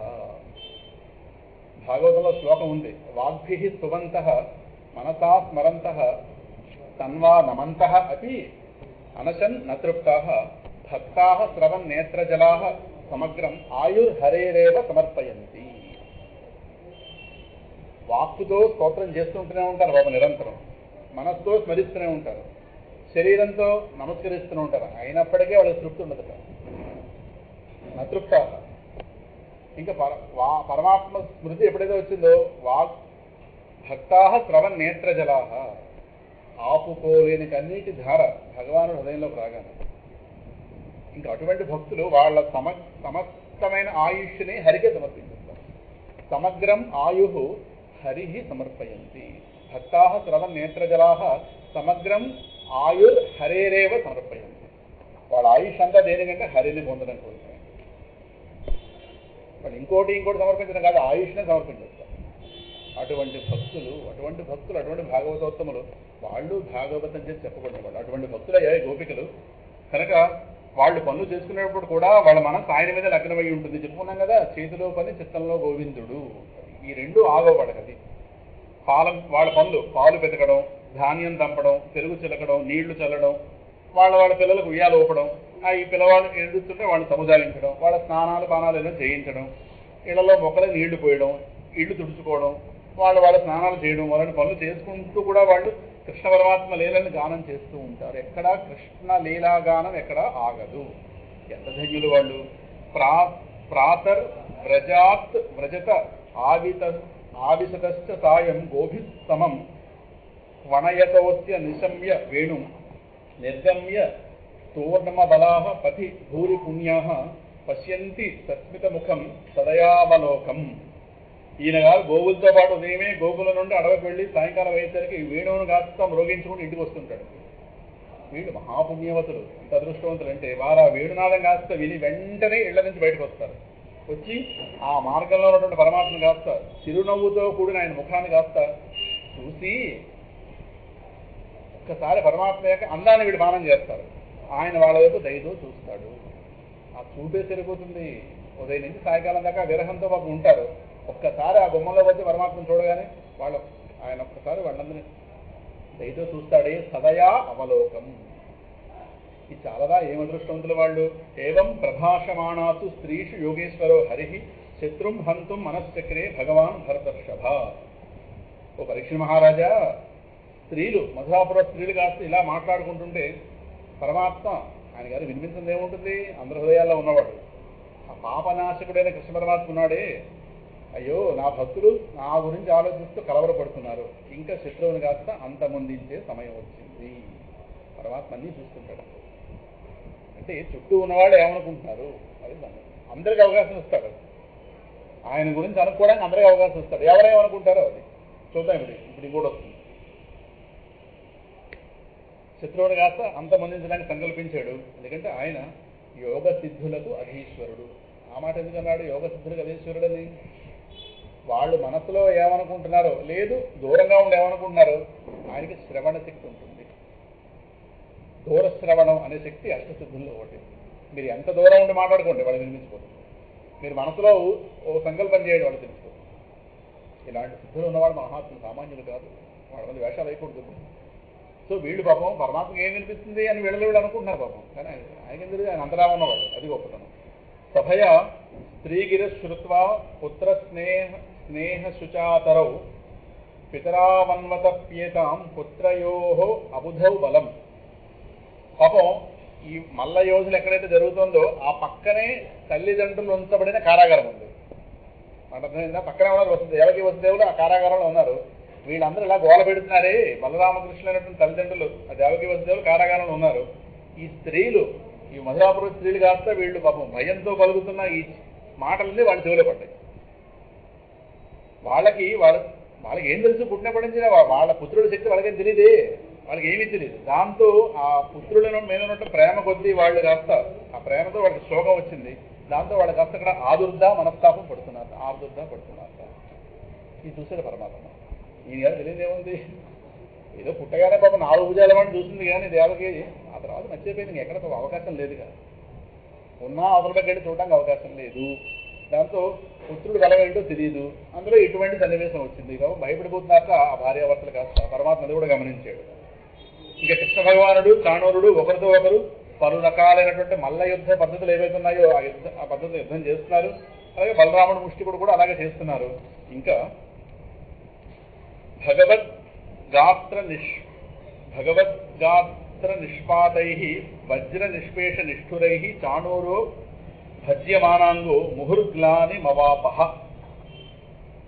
పరమాత్మ చేతులతో మోకాళ్లతో కూడిన దెబ్బలు వజ్రాయుధంతో కూడిన దెబ్బల్లాగా చాలా కఠోరంగా ఉన్నాయట చాణూరుడి విషయంలో. ఆ దెబ్బలకి చాణూరుడు అవయవాలు కాస్త నుజ్జులు చేపాడు. చాలా బాధ కలుగుతుంది ఆ కృష్ణ పరమాత్మ దెబ్బల వల్ల. సేనవేగ ఉత్పత్య పుష్టీకృత్య కరాబుభౌ భగవంతం వాసుదేవం క్రుద్ధ వక్షస్య బాధత. ఆ చాణూరుడు చాలా శక్తివంతుడు. వాడు డేగ ఎంత వేగం కలిగి ఉంటుందో అంత వేగం కలిగి ఉంటాడు. డేగ వంటి వేగం ఉన్నవాడు వాడు ఒక్కసారి కోపంతో పైకిగిరి 2 చేతుల్ని ఇలా పిడికిలుగా చేసి అదొక భంగిమ. అది వసుదేవుడు పుత్రుడైనటువంటి కృష్ణ పరమాత్మ వక్షస్థలకి పోతాడు. ఒక్కసారి గాల్లో ఎగిరి వంటి అలా కొట్టేట. దాంతో పరమాత్మకి ఏం అవ్వలేదు కానీ చాలా కోపం. ఇంకా మేము నంచకూడదురా వీడిని. నాచల తత్ప్రహారేణ మాలా ఆహత ఇవ ద్విప బాహ్వోర్ నిగృహ్య చాణూరం బహుశో భ్రామయన్ హరి. ఆ దెబ్బ కృష్ణ పరమాత్మ ఎలా తగిలింది అని అసలు మనం ఒక మల్లెపూ దండతో ఏనుగును కొడితే ఎలా ఉంది అలా ఉంది. ఏనుగు ఏమవుతుంది? పరమాత్మ మాలచే కొట్టబడిన ఏనుగు వలె ఆ దెబ్బకి ఏం చలించలేదు. ఆయన గారు ఏం చేశాడు? చాణూరుని 2 చేతులు గట్టిగా పట్టుకుని పలుమార్లు గిరగిరా తిప్పెట్టాడు. అలా తిప్పితే కళ్ళు తిరిగిపోతాయి. కళ్ళు తిరిగిపోయి ఇంకా బుద్ధి సరిగి పనిచేయదు. భూపృష్ఠే పోషయామాస తరసా క్షీణ జీవితం విసరస్తా కల్పకేశ సురక్ ఇంద్రధ్వజ ఇవాపత. అయిపోయాడు చాణూరుడు కాస్త ఈ శ్లోకంలో అయిపోయాడు. ఆ వేగానికి అంటే చాలా వేగంగా తిప్పాడు పరమాత్మ. తిప్పడంతో వాడి ప్రాణాలు ఆ తిప్పడంలోనే పోయి కృష్ణ పరమాత్మ వాడు నేలకేసి కొట్టేట. చాకలవాడు బట్ట రాయికేసి కొట్టినట్టుగా. ఇంకా ఆభరణాలు, కేశాలు, మాలు వాడని ధరించి ఉన్నాడే అవన్నీ చల్లా చెదురైపోయి ఇంద్రుడి పూజ కోసం నిలబెట్టిన జెండాలాగా నేల కూలిపోయాడు. ఎందుకు ఆ ఉదాహరణ చెప్పారు? ఇంద్రుడి పూజకై నిలబెట్టిన జెండా వల్ల నేల కూలిపోయాడు. చాణూరుడు కాస్త హతుడయ్యాడు. తథైవ ముష్టిక పూర్వం స్వముష్ట్యాభి అహతేన వై బలభద్రేణ బలినా తలేనాభిహతో భృశం. ఇంకా బలరామ ముష్టికులు కూడా వాళ్ళ యుద్ధం కూడా ఆ రీతిలో కొనసాగింది. ముందుగా ముష్టికుడు బలరాముడు కాస్త పిడికిలతో కొట్టాడు. ఆయన వాడిని తిరగేసి అరచేతితో గట్టిగా చెంపగా కొట్టుకుంటాడు. చెంప మీద కొడతారే చాలా గట్టిగా కొట్టాడు బలరాముడు. ప్రవేపితస్థ రుధిరముద్వమనుముఖతో అర్జిత వ్యసు పపాతోర్వ్యుపస్థే వాతాహత ఇవాంఘ్రిప. ఆ దెబ్బకి ముష్టికుడు వాడికి వణుకొచ్చింది ఒంట్లోని. ఈయన గారు లెంపగా కొట్టాను. చాలా పీడ పొందేట. వాడి నోటి నుండి రక్తం కాస్త కక్కుతూ ప్రాణాలు కాస్త పోయి గాలి ఎలాగైతే చెట్టును పెకలించేస్తుందో అలా వాడి ప్రాణాలు పోయాడు. అంటే ఈయన గారు కొట్టిన దెబ్బకి ఆయన గారు కాస్త స్థితి కలిగింది. నేల మీద కూలిపోయాడు. సో చాణూరుడు ముష్టికుడు కాస్త ఇద్దరు వెళ్ళిపోయారు. తదఃకూటమనుప్రాప్తం రామ ప్రహరతాం వరహ అవధి లీలయా రాజన్ సావజ్ఞం వామ ముష్టినా. ఎప్పుడు ఇలా జరిగిందో ఒక వరుస తర్వాత కూటుడు అనేవాడు ముందుకు వచ్చాడు. వాడు ఒక మల్లయుద్ధుడు. బలరాముడు ఏం చేశాడు? వాడిని కాస్త తిరస్కారపూర్వకంగా వచ్చిరా ఎడం చేతి ఇందాకల వాడిని కుడి చేతితో కొట్టాడు. వాడు చచ్చిపోయాడు. వీడికి కుడి చేతికి అనవసరం అని చెప్పి ఎడం చేతితో కొట్టాడు. ఎడం చేతి పిడికిలతో కొట్టగానే అవలేవో ఓ దెబ్బతో కొట్టాడు. తర్హ్యేవ హి శలః కృష్ణపదాపహత శీర్షక ద్విధా విధీర్ణస్తోశలక ఉభావపి నిపేతతో. తర్వాత ఇద్దరు వచ్చారు మళ్ళీ. నేను శలుడు తోశలకుడు అని ఇద్దరు వచ్చారు. పరమాత్మ కాస్త కాలితో ఆ శలుడిని తనగానే వాడ తల ఊడే ఎక్కడో పడింది. అలా కొట్టాడు వాడిని. అలాగే తోశలకుడిని 2గా చీల్చి పడేసాడు. వాళ్ళిద్దరూ నేల కూలేరు. చాణూరే ముష్టికే కూటే శలే తోశలకే హతే శేషాహ ప్రద్రుభు మల్లాహ సర్వే ప్రాణ పరీప్తవ. ఇంకా వీళ్ళ శిష్య బృందం మిగతా ఎవరైతే మల్లయుద్ధులు ఉన్నారో ఈ చాణూర ముష్టిక కోట శల తోశలక అని వీళ్ళు ఎప్పటికీ ఇలా సంహరింపబడ్డారో అవలేలుగా ఇద్దరు వాళ్ళు చెప్పారు. మిగతా వాళ్ళు కాస్త మాకెందుకు రా అని చెప్పి ప్రాణం నిలబెట్టుకోవడం పారిపోతారు. ఇక్కడ ఉంటే చంపిసలవారని చెప్పి వాళ్ళు కాస్త పారిపోయారు.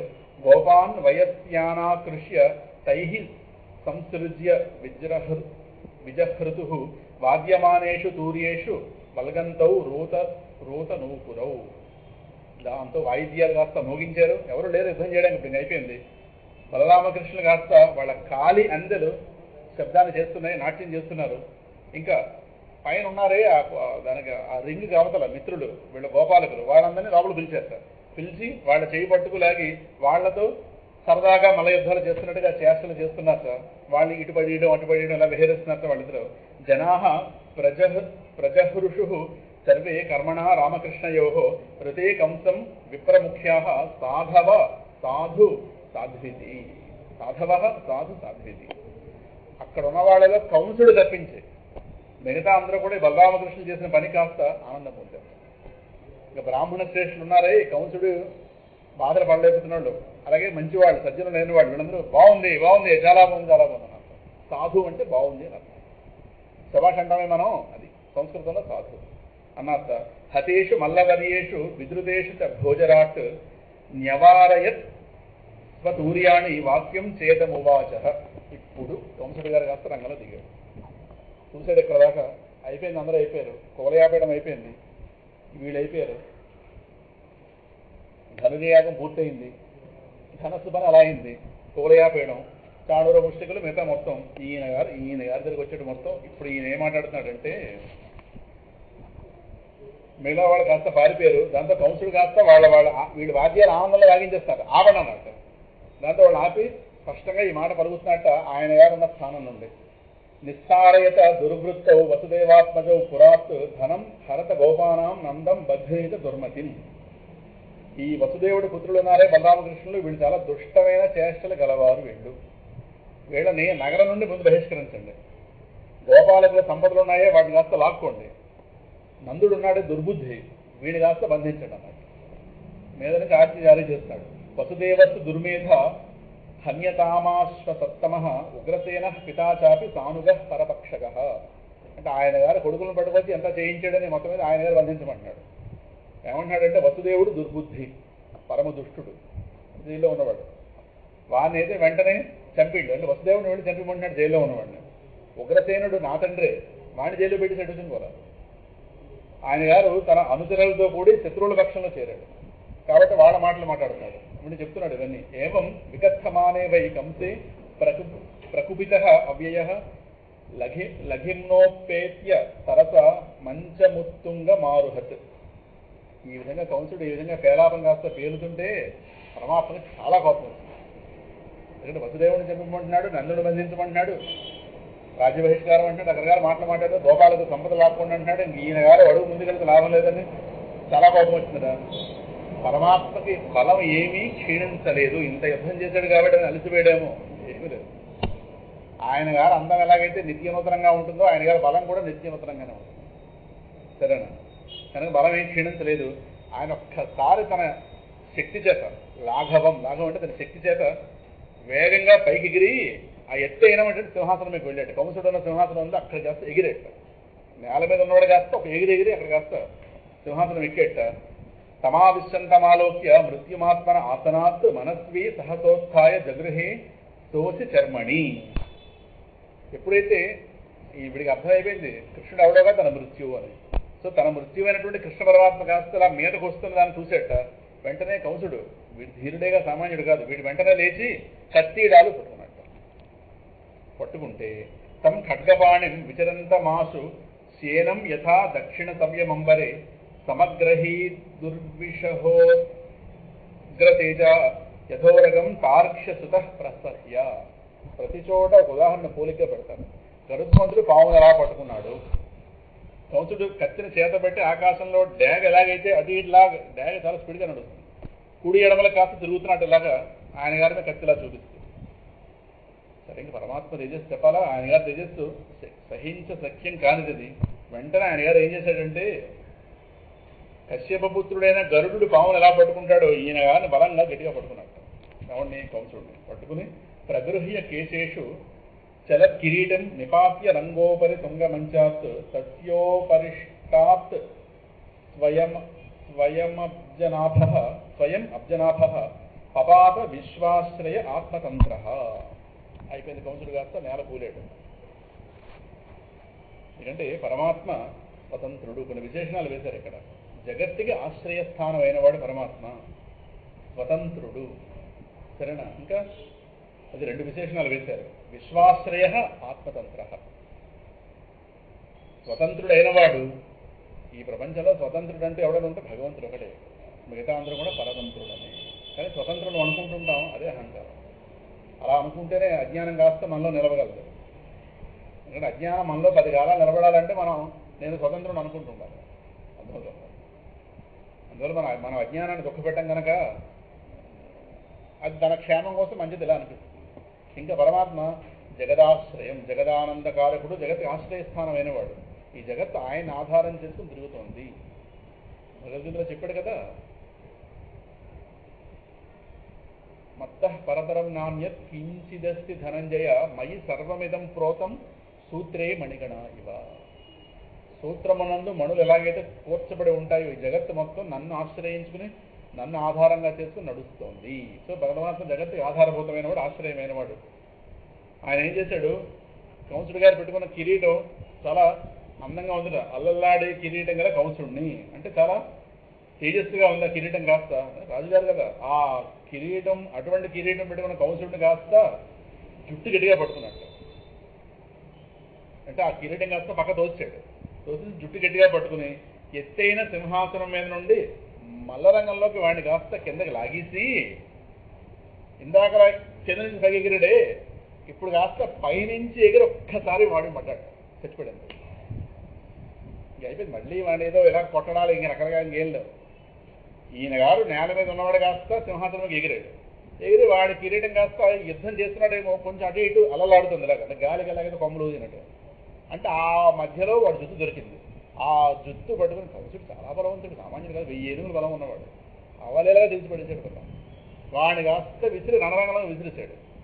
అంటే ఆ సింహాసనం మీద నుంచి వాడి మీద ఒక్కసారి, సినిమాలో హీరోలు ఎగురుతుంటారే అలా ఒక్కసారి ఎగిరి ఈ శరీరంలో ఆ శరీరం పడింది. అంతే. సంపరేతం విచకర్ష భూమౌ హరి యథా ఇభం జగతో విపశ్యతః హే హా హేతి శబ్ద సుమహాంస్తథా అభూదుదీరితః సర్వజనై నరేంద్ర.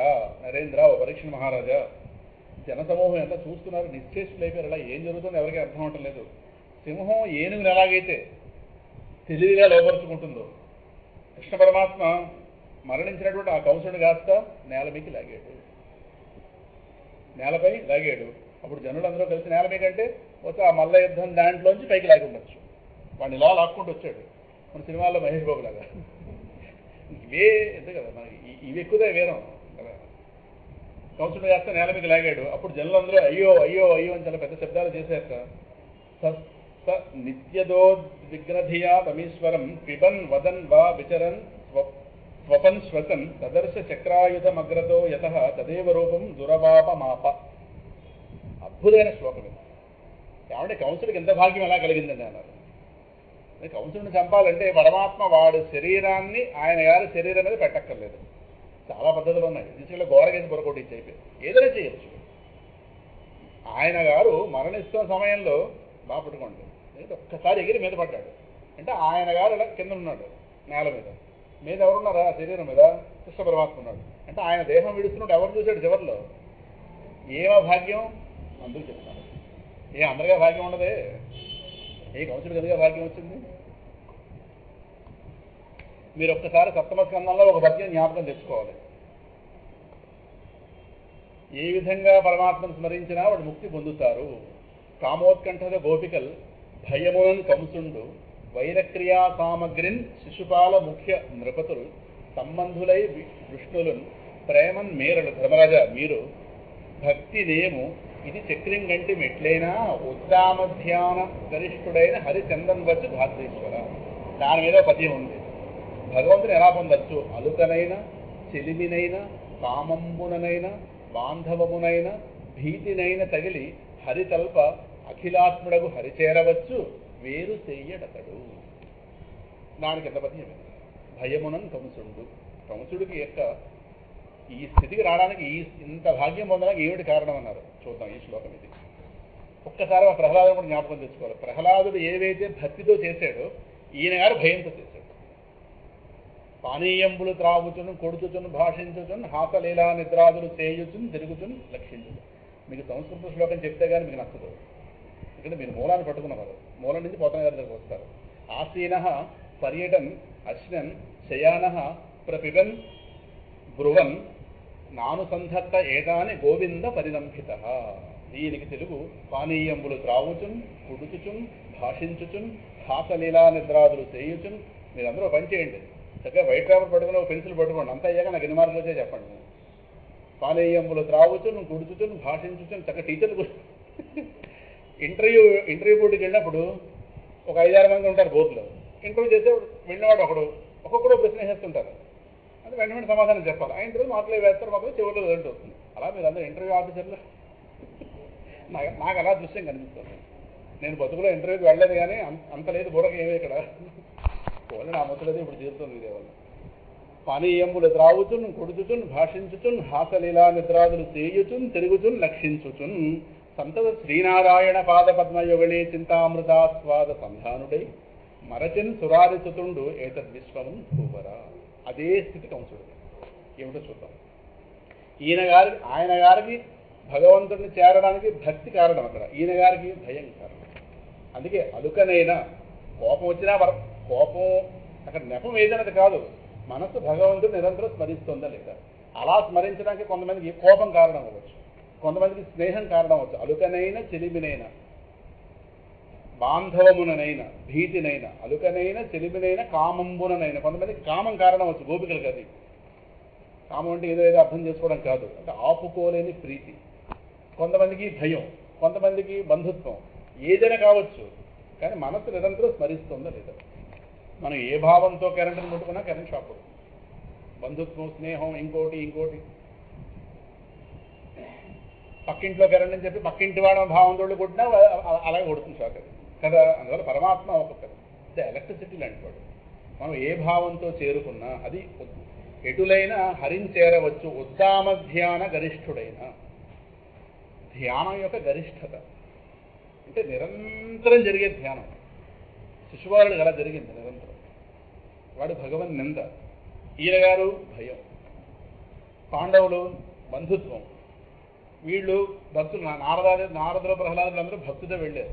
గోపికలు పరమాత్మ మీద ఆపుకోలేని ప్రీతి, కామోత్కంఠ గోపికలు భయమునన్ కంసుండు వైరక్రియా సామగ్రిని శిశుపాల ముఖ్య నృపతులు సంబంధులై వృష్ణులు. ఇంకా యాదవులు ఉన్నారే, పరమాత్మ మాకు సంబంధం, మా రక్త సంబంధం పరమాత్మ అని వాళ్ళలాగా నిరంతరం పరమాత్మను ధ్యానించుకుంటూ వెళ్ళారు. ప్రేమను మీరడు ధర్మరాజా నువ్వు తక్కుతున్నావా, నువ్వు ఏమైనా ప్రేమతో మీరు జయించారు, భక్తితో మేము జయించాం అని చెప్పారు కదా. అందువల్ల భావం ఏది అన్నది పరమాత్మ చూడ్డు, ధ్యానిస్తున్నామా లేదా. అదే ఇక్కడ కంసుడికి మన భయం, బుద్ధి నిండా భయం. వాడు పుట్టినప్పటి నుండి భయం కాదు, ఆకాశవాణి చెప్తున్నామని భయం. సో భయంతో నిండిన బుద్ధినటువంటి కంసుడు ఆయన గారు నిత్య దినచర్యలో భాగంగా అన్ని వేళల్లో కూడా, అంటే ఆయన గారు దాహం వేసుకుని నీటిని తాగుతున్నా, అలాగే ఇతరులతో మాట్లాడుతున్నా, అక్కడ ఇక్కడ సంచరిస్తున్నా, నిద్రిస్తున్నా, గాలిని పీలుస్తున్నా, వాడి మనస్సులో భయం కారణంగా అది చక్రము ఆయుధంగా గల ఆ కృష్ణ పరమాత్మ ఎదురుకుండా ఉండేపట్టారు. సరే, ఎంత కంసుడు మహాయోగి కాబట్టి ఏంటంటే, యోగి కాబట్టి ఎంత భాగ్యం కలిగింది. పరమాత్మను చూస్తూ దేహం విడిచాడు. అర్థమవుతుందా. అందువల్ల చక్రాయుధము, చక్రధారి అయినటువంటి పరమాత్మ ఉన్నాడే, చక్రాయుధం అగ్రతో యత, చక్రమే ఆయుధంగా ఉన్నటువంటి ఆ కృష్ణ పరమాత్మ అంటే ఆ విష్ణువు తన ఎదుర్కొంటూ చూస్తుండేవాట. అందువలనే అంటే నిత్య జీవితంలో నిత్యము పరమాత్మతో వాడి బుద్ధి కూడి ఉంది. అందువలనే అతడు పొందశక్యంగానే అదే రూపాన్ని పొందాడు. ఏ రూపమైతే పొందశక్యం కాదో, ఏ భగవద్ రూపం అయితే తేలిక కాదో పొందడానికి, దాన్ని పొందశక్తి. అంటే ఈయన గారి ఆయన స్పర్శతో ఉండగా దేహం విడిచెప్పాడు. కళ్ళల్లో పరమాత్మ, ఒంటికి స్పర్శ పరమాత్మ, అయిపోయింది. ఇంక వాడికి అది మోక్షం వరకు వస్తుంది. సరే, ఎంత అదృష్టవంతుడు. ఈ వీడు ఎవడో కాదు, కాలనేమి అనే రాక్షసుడు పూర్వజన్మలో. విష్ణు సహస్రనామాలు ఉంది కదా, కాలనేమినిహ. ఎప్పుడు చదివేస్తున్నాం కానీ తెలియదు. గోలగానే ఏడు ఒక అర్థం, ఒక నామం ఆగి అర్థం చెప్పుకోవడం లేదు. కాలనేమినిహ, వీడు కాలనేమిగా ఉన్నాడు. విష్ణు అక్కడ సంహరించాడు వాడిని. వాడు కాస్త ఇక్కడ కంసుడుగా వచ్చాడు. నువ్వు కాలనేమిరా అని రహస్యం ఎవరు చెప్పారు? నారదుల వారు చెప్పారు. అది మీరు అనొచ్చు, అక్కడ విష్ణువుగా ఉన్నప్పుడు మరి ఈయన గారు కాస్త మరి విష్ణు యొక్క సంహరింపబడ్డాడు కదా, మళ్ళీ ఎందుకు కంసుడుగా వచ్చాడు అని. అక్కడ ఇంత స్మరణ చేయలేదు. ఇక్కడ పూర్తిగా స్మరించి పవిత్రమైపోయాడు. అక్కడ ఏదో రాక్షస వధలో భాగంగా విష్ణు వాడిని సంహరించాడు. అయితేనేమి విష్ణు చేతిలో పోయాడు కాబట్టి మళ్ళీ రాబోయే దేహంలో కంసుడుగా మేనమావగా పుట్టాడు. ఎంత భాగ్యం. నేను సామాన్యుడు ఏమన్నాను, వాళ్ళ మధ్య తిరిగాడా అక్కడ దూరంగా కాకుండా. అంటే ఆయన గారి మీద అంత కోపం వచ్చే విధంగా ప్రవర్తించాడా? మరి ఎంత చేశాడు కాబట్టి అంత భాగ్యం కదా. ఎక్కడ దూరంగా ఉండేది చేయడం కాకుండా వాళ్ళ మధ్య తిరిగాడు కదా. పుట్టినవాడిని చూస్తున్నాడా పిల్లవాడిని. ఇదే ధ్యాస తెల్లవారులేస్తే. అందువల్ల పొందశక్యంగాని ఆ రూపాన్ని కాస్త కంసుడు పొందాడు. సస్యానుజ భ్రాతరోష్టౌ కంకన్య గ్రోధకాదయ అభ్యతావన్నభిక్రుద్ధ భ్రాతుర్నిర్వేశకారిణ. ఈలోపు ఏమైంది, కంసుడు ఎప్పుడైతే మరణించాడో కంసుడికి 8 మంది తమ్ముళ్ళు ఉన్నారు, మొత్తం 9 మంది వాళ్ళు. అందులో ఒకడు పోయాడు, 8 మంది. వాళ్ళ పేర్లు కంకుడు, న్యగ్రోధకుడు అని ఇద్దరు కాకుండా మిగతా వాళ్ళు ఉన్నారు. వాళ్ళందరూ అన్నగారిలా అవ్వడం చూసి చాలా కోపం వచ్చింది. అన్నగారు రుణం కాస్త మనం తీర్చుకోవాలని చెప్పి బలరామకృష్ణుల మీద వాళ్ళ కాస్త యుద్ధానికి వచ్చారు. రాగానే వెంటనే వాళ్ళ మీద కాస్త పరమాత్మ పూర్తి చేస్తాడు. కంసుడు తమ్ముడు అయితే చాలా వేగంతో కయ్యాన్ని కాస్త కాలు దువ్వుతున్నారు. బలరాముడు ఏం చేశాడు, నువ్వు కూర్చోరా అని చెప్పాడు పిల్లవాడిని. ఓ పెద్ద ఇనపగుద్ది ఏదైతే ఉందో దాని కాస్త పైకెత్తి ఎంతమంది ఓ దాటి ఓ కొట్టు. బలరాముడు చాలా బలం, ఏదో పట్టుకున్నాడు కానీ ఆయన గారు ఏం పట్టుకోకలేదేమో చేతితో కొట్టి దాంతో ఎనపగుదుడు పట్టుకున్నాడు. పట్టుకుని సింహం ఎలాగైతే పశువుని ఎలాగైతే సంహరిస్తుందో అలాగా వధించేసాడు మొత్తం. అంటే ఆ కంసుడు మొత్తం 9 మంది అన్నదమ్ములు పోయారు. తర్వాత కాస్త ఈ లోపు ఆకాశంలో దేవదంతులు కాస్త ఎందుకంటే కంసవధ పూర్తయింది. భగవంతుడి యొక్క వివిధ శక్తులైనటువంటి బ్రహ్మదేవుడు, పరమశివుడు, ఇంద్రుడు మొదలైన వాళ్ళు హర్షంతో కృష్ణ పరమాత్మ మీద కాస్త పూలను జల్లి స్వామిని స్తోత్రం చేస్తున్నారు. ఆకాశంలో ఉండి అప్సరసులు నాట్యం కాస్త చేస్తున్నారు ఉద్ధవలోకాల్లో. తేషాం స్త్రియో మహారాజ సుహృన్ మరణ దుఃఖితా తత్రాభీయు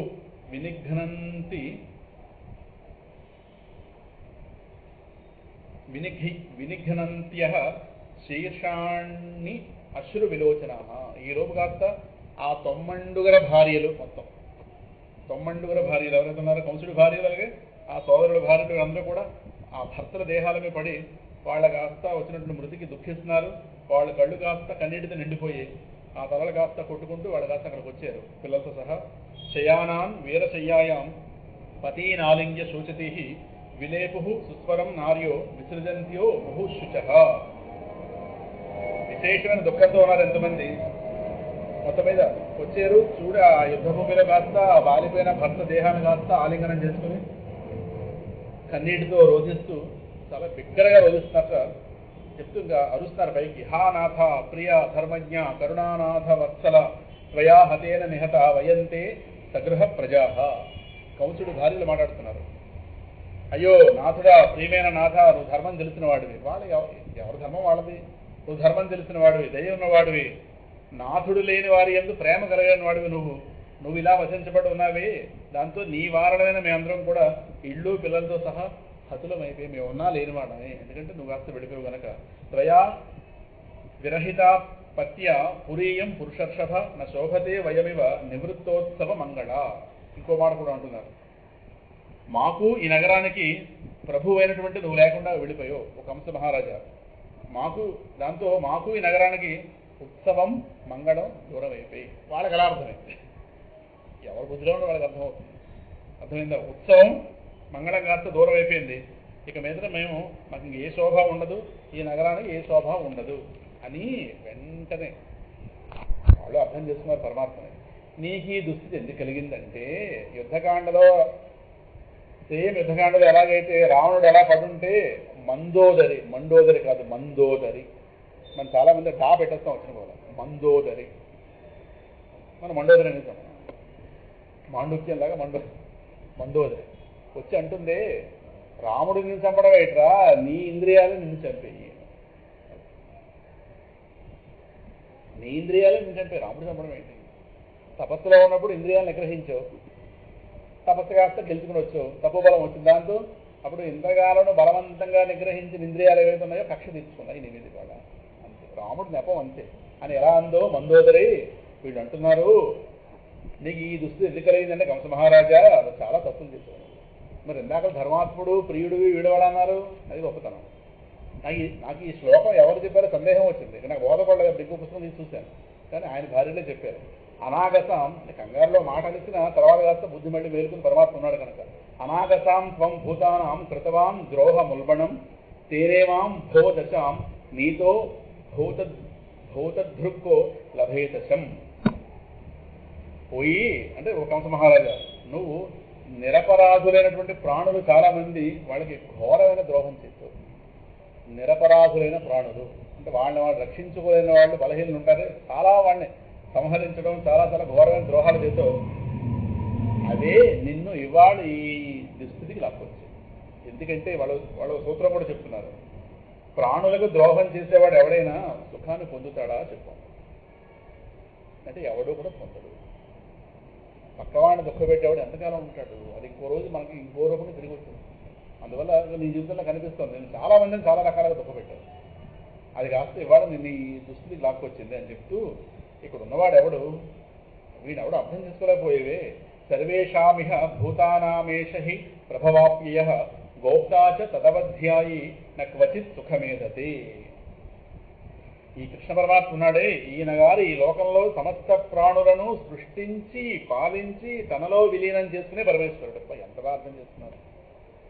పరమాత్మ ఈ జగత్తు యొక్క సృష్టి స్థితి లయకారకుడు వాడు వీడు. ఆయన గారిని అవమానించే వ్యక్తి ఏ దేశంలో కావచ్చు, ఏ కాలంలో కావచ్చు, సుఖంగా ఎలా ఉంటాడు చెప్పు? ఎలా సుఖంగా వర్ధిల్లుతాడు? అయిపోయిందిగా నీ విషయం బట్టి, నీ బట్టి విషయం అర్థమైపోయిందిగా. తెల్లవారితే వాడి మీద పడకపోతే ఎవడి వల్ల ఈ ప్రపంచం మనగలుగుతుందో, ఎవడి వల్ల ఈ ప్రపంచం సృష్టి స్థితిలయాలు పొందుతుందో ఆ ప్రపంచంలో భాగమైన వాడు నువ్వు ఒకడివి. నువ్వు వాడి ఎందుకు ఎటువంటి గౌరవభావంతో ఉండాలి, కానీ ఎలా ప్రవర్తించు, అదే నీ యొక్క ఇవాళ ఈ స్థితికి కారణం అని చెప్తూ అనగానే వెంటనే ఆ తర్వాత పరమాత్మ ఏం చేశాడు, అది గొప్పతనం. పరమాత్మ చంపి వచ్చేడు, తర్వాత ఏం చేస్తాడో చూస్తాడు. అక్కడ కార్యక్రమం చూస్తాడు, తర్వాత అంతా ఉండి 11వ రోజు దాకా ఉండి భోజనాలు పెట్టి వస్తాడు. అది పరమాత్మ, అదే చేసేట. శుకుల వారు చెప్తున్నారు, రాజయోషిత ఆశ్వాస్య భగవాన్ లోకభావన యమాహు లౌకికీం సంస్థాం హతానాం సమకారయత్. లోకాలన్నింటికీ మనుగడనిచ్చే పరమాత్మ, లోకాలన్నింటికీ మనుగడనే అంటే స్థితిని కలిగించే పరమాత్మ ఆ రాజపత్రులు ఎవరైతే ఉన్నారో వాళ్ళని ఓదార్చేట పరమాత్మ. ఓదార్చి మరణించిన వాళ్ళకి పరలోకానికి చెందినటువంటి అపరకర్మలు ఏవైతే ఉన్నాయో అవన్నీ శాస్త్రం ఏదైతే చెప్పిందో, స్మృతులు ఏవైతే చెప్పాయో అపరకర్మలు, వాటన్నింటినీ కూడా తన చేత వధింపబడిన కంసాలు ఆయన కాస్త దగ్గరుండి ఆ అపరకర్మలని జరిపించాడు. అంటే ఆ జీవులకి కాస్త ఆయన ఉద్ధరణ ఇచ్చాడు, దగ్గరుండి చేయించిన వాడు. ఇంకేం కావాలి? సరే, ఇవే శాస్త్రంలో గొప్పతనం. చంపించి వెళ్ళిపోవడం కాదు, దగ్గరుండి చేశాడు.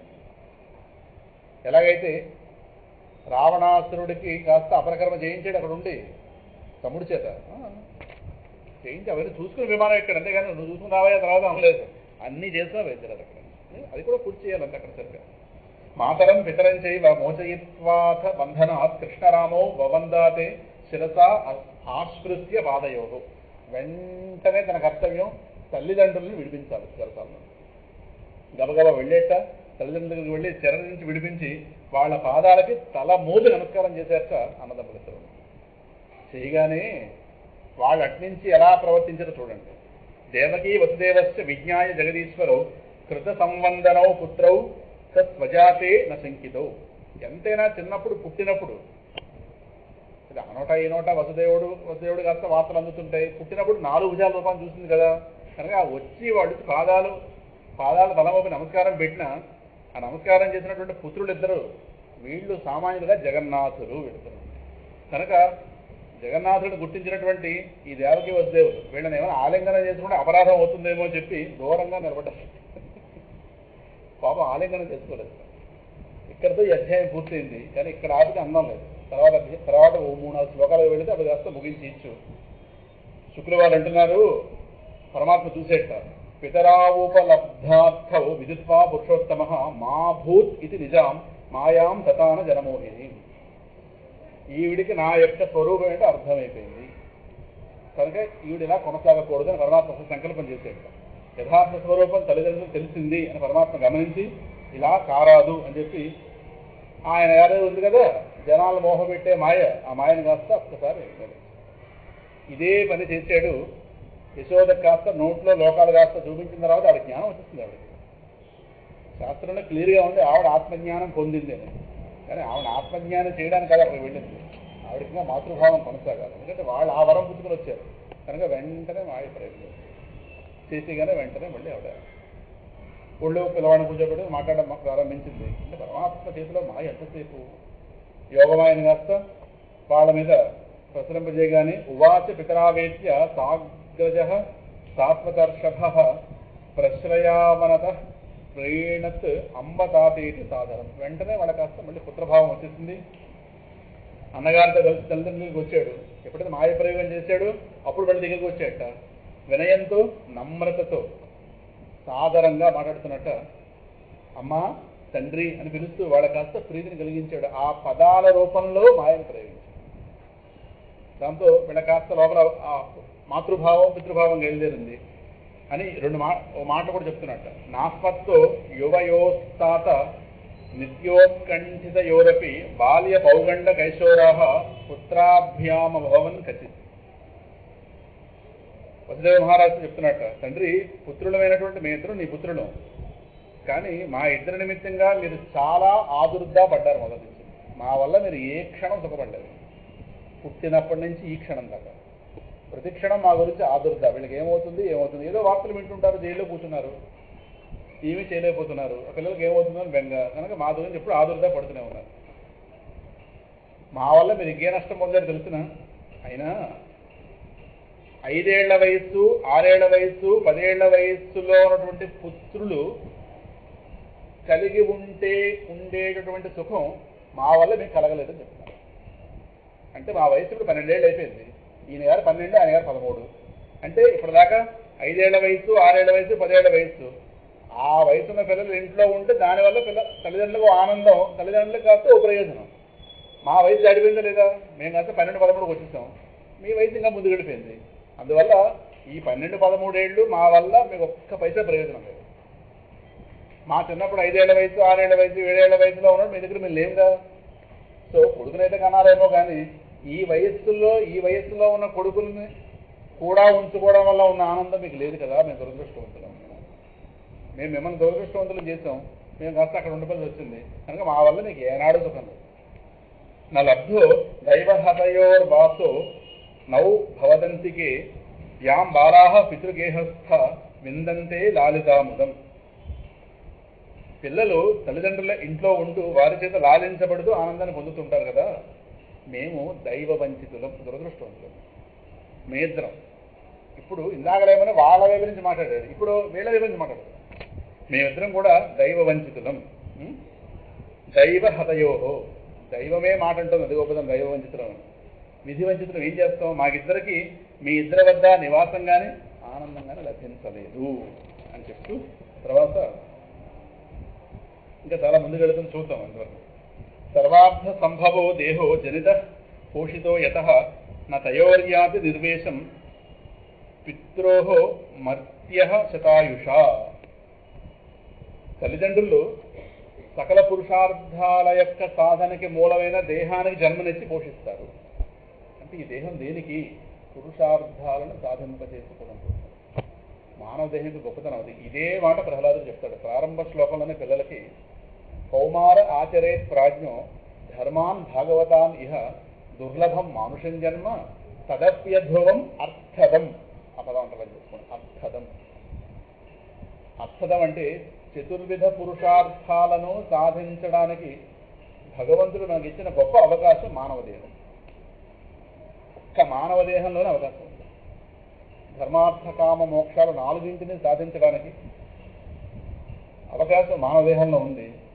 అందువల్ల వివేకవంతుడైన వాడు బాల్యంలో ఉండగానే భగవంతుడిని పొందడానికి అవసరమైన సాధన పూర్తి చేసేయాలి. కౌమార ఆచరే ప్రాజ్ఞ. వివేకవంతుడైన వాడు, ప్రజ్ఞావంతుడైన వాడు బాల్యంలో ఉండగానే భగవంతుడిని పొందింపజేసేటటువంటి సాధన పూర్తి చేయాలి. ధర్మాన్ భాగవతాన్ ఇహ, భాగవత ధర్మాలన్నింటినీ కూడా పూర్తి చేయాలి. ఆ కోర్సు పూర్తయిపోవాలి. ఏమి? మనుష్య జన్మ దుర్లభం, దుర్లభం మానుష్య జన్మ. అది లభించిందిగా, మాట్లాడుకుంటున్నాగా. లభిస్తే లభించవచ్చు, తదపి అధ్రువం. లభించిందేమో కానీ శాశ్వతం కాదు, ఎప్పుడైనా పోవచ్చు. ఈ ఎప్పుడైనా పోవచ్చు అన్న మాటని పోతన గారు అద్భుతంగా తీసుకొచ్చారు. మూలంలో ప్రహ్లాదుడు పిల్లలకు బోధించిన విధానం, పోతన గారు రాసిన విధానం, పోతన గారు వెనక నుంచి ముందు తీసుకొచ్చారు. కానీ పోతన గారు ఎత్తుగడ ఉంది, ఇక్కడ ఉంది అధ్రువం అన్న పదం ఉంది. దీన్ని కాస్త పోతన గారు చమత్కారంగా తీసుకొచ్చి ఎంత అందమైన మాట అంటారు. బాలకులార 2 మనప్రాయపు బాలురు కొందరు ఉరివిపై కోలుట కంటివే. అంటే పిల్లలందరినీ కూర్చోబెట్టాలి, వాళ్ళ దృష్టి మన మీకు రావాలి. వాళ్ళందరూ ఆటలాడుకునే బుద్ధితో ఉన్నారు. నా ప్రహ్లాద ఆడుకుందాం అన్నారు. టీచర్ గారు కాస్త రైతు గారికి వెళ్ళాడు బొర్రలు తెచ్చుకోవడానికి. సమయం దొరికింది, ఆడుకుందాం దా అనగానే రండి ఆడుకుందాం, రండి కొంతసేపు మీకు జీవితానికి మనకు వచ్చే మాటలు చెప్తాను, ఆ మాటలతో పాటు ఆడుకుందాం అన్నారు. ఆ పిల్లవాడి మాటలు ఆకర్షించే కూర్చున్నారు ఎంతమంది అటెన్షన్ తన మీకు రావాలి అంటే చురకబెట్టే మాట చెప్పాలి. ఆ మాట చెప్పాడు. ఏమరా ఆటపాటల్లో జీవితాన్ని ఆడదామని కూర్చోబెట్టినవాడు వెంటనే ఏమన్నా ఆటపాటల్లో జీవితం కాస్త మనం వృధా చేసుకుంటున్నాం, మన వయసులో ఉన్న పిల్లలు చచ్చిపోవడం కూడా లోకంలో చూస్తున్నాం కదా అన్నాడు. ఆ మాట అన్నవాడు ఎవడు? 5 ఏళ్లవాడు. సరిపో మన వయసులో ఉన్నవాడు కూడా పోతున్నారే లోకంలో. పోవడానికి ఏమి 70 దాటాలి 80 దాటాలని ఏమీ లేదే. ఏమిని ఏ వయసులో ఉన్నవాడిని పోతున్నారుగా. మనప్రాయపు బాలురు కొందరు బాలకులార రెండు మనప్రాయపు బాలురు కొందరు ఉరువిపోయి కూలుట కంటే గురుడు క్రూరుడు. ఎవరు? మన గురువు గారు. ఏమి అంతమాటించే గురుడు క్రూరుడు అనర్థ చేయంబునందు దుశ్శీలతన్ అర్థకల్పనము చేసడి శాస్త్రములు గ్రాహ్యము కాదు. అనవసర విషయాలకి పెద్దపీట వేస్తున్నాడు. మన జీవితాన్ని వృధా చేసేది, మన టైం వేస్ట్ చేసేటటువంటి విషయాలు బోధిస్తున్నాడు కానీ శాశ్వతమైన ఆనందాన్ని ఇచ్చే మోక్ష విధిని బోధించడం లేదు. ధనం ఎలా సంపాదించాలో బోధిస్తున్నాడు. వీడిని వాడిని ఎలా చంపాలో దానికి అవసరమైన రాజనీతి శాస్త్రం బోధిస్తున్నాడు. అంటే అర్థకామాలు బోధిస్తున్నాడు కానీ ఆత్మవిద్య బోధించడం లేదు. ఆయన గారికి అదే తెలుసు, దాంతో వాడు పెద్ద పెట్టేస్తున్నాడు. అర్థమవుతున్నారు. మేలిరిగించదని వినిన మీకు నిరంతర భద్రమయ్యేదని. మీకు శాశ్వతమైన ఆనందమే కావాలనుకుంటే ఆ విషయం నేను చెప్తాను, కూర్చోండి అన్నాడు. ఎంతమంది వరుసలో కూర్చుంటారు. ఇంకా ఆ తర్వాత మాకు ఈ చదివే బాగుంది, మాకు స్కూల్లో చదువుతాను అనుకుంటాను. తిరగబడ్డారు మొత్తం ఎంతమంది. చూసారా, ఒక మహాత్ముడు అంటే మార్చేయడం సులభం, అందులో సందేహం. వేదాంతానికి ఉన్న ఆనందం, వేదానికి ఉన్న శక్తి ఏమో. నిన్నటి రోజున మాత్రం ప్రహ్లాదపురంలో వాళ్ళ దగ్గర నుంచి వస్తున్న స్పందన ఏదైతే ఉందో వేదాంతం గోడనైనా మారుస్తుంది, సందేహం లేదు. చెప్పేవాడికి ఓపిక ఉండాలి కానీ గోడనైనా మారుస్తుంది, సందేహం. నాకు అదే ఆనందం అనిపించింది. చాలు, ఈ జీవితం సార్థకం. వాళ్ళ కళ్ళలో చూసిన ఆనందం ఎప్పటికలా మనసులో తిరుగుతుంది అలా. చాలు. కనుక సకల పురుషార్థ సాధనకి మూలమైన దేహానికి జన్మనిచ్చేవాడు తల్లిదండ్రులు. కావున మానవుడైన వాడు 100 ఏళ్ల జీవితం అంతా సేవ చేసినా వాళ్ళిద్దరి రుణం తీరదు. కృష్ణ పరమాత్మ అంటున్నమాట. 100 ఏళ్ల పాటు వాడు సేవ చేసినా రుణం తీరదు. తీర్చలేని రుణం మాతాపితరులది, గురువుది. మొత్తం ఈ ముగ్గురు తీర్చలేదు. అంత తీరుస్తాం అనుకోవడం మూర్ఖత్వం అని చెప్తూ యస్తయోరాత్మజ కల్ప ఆత్మనాచ ధనేన చ వృత్తిం దద్యాప్తం ప్రేత్య స్వమాంసం ఖాదయంతి. చాలా పెద్ద మాట ఎందుకంటే పరమాత్మ. ఏ కొడుకు అయితే సమర్థుడై అట్టి తల్లిదండ్రులకు ధనాన్ని ఖర్చు పెట్టి సేవ చేసి జీవనాధారం కల్పించడో అట్టివాడు మరణించిన తర్వాత నరకంలో యమదూతలు వాడికి వాడి శరీరం యొక్క మాంసాన్ని తినిపిస్తారు. ఈ మాట ఎవరో అంటూ వదిలేద్దాం. పరమాత్మ స్వమాంసం ఖాదయంతి. వాడి మాంసాన్ని వాడికి తినిపిస్తారు.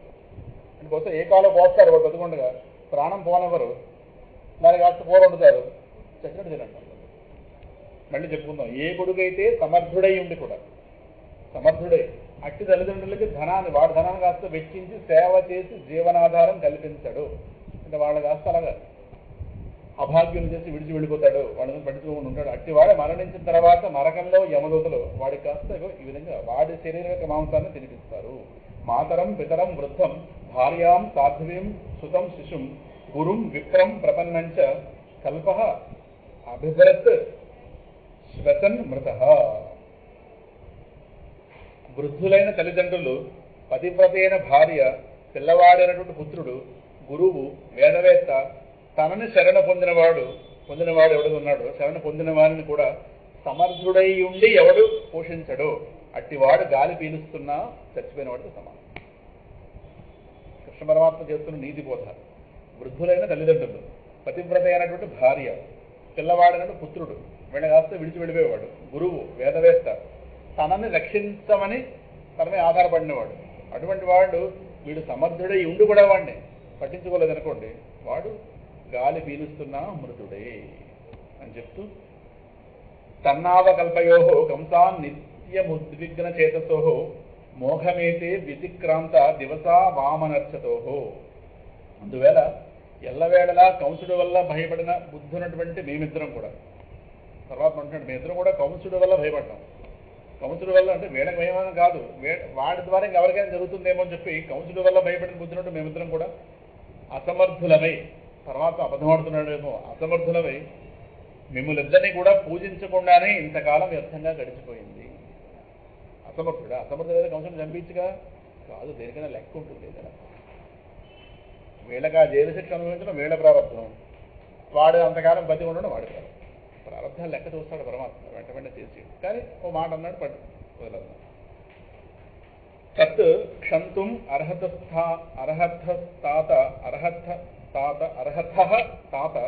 మాతర్నౌ పరతంత్రయో అకుర్వతోర్వాం శుశ్రూషాం క్లిష్టయో దుర్హృదా భృశం.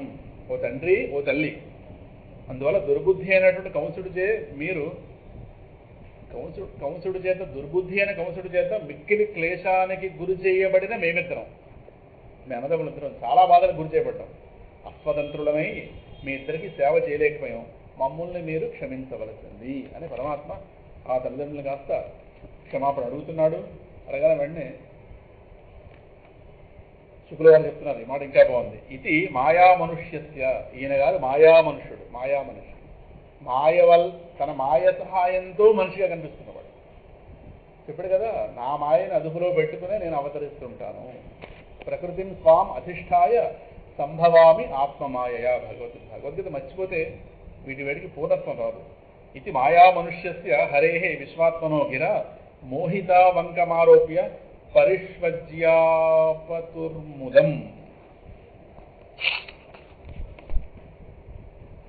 జగత్తుకి ఆత్మ అయినటువంటి కృష్ణ పరమాత్మ కాస్త ఎవడే కృష్ణుడు? జగత్తుకి ఆత్మ అయిన వాడు. ఇందాక చెప్పిన జగత్తుకి ఆత్మ అంటే జగత్తుగా తెలుస్తున్నవాడు. ఇందాక చెప్పుకున్నాం కదా, మనందరి రూపంగా తెలుస్తున్నవాడు ఒకటే. ఈ మాట బాగా పట్టాలి. మనందరి రూపంగా తెలుస్తున్నాడు వాడు సామాన్యుడు కాదు, భగవంతుడు. ఆ జ్ఞానం ఏర్పడితే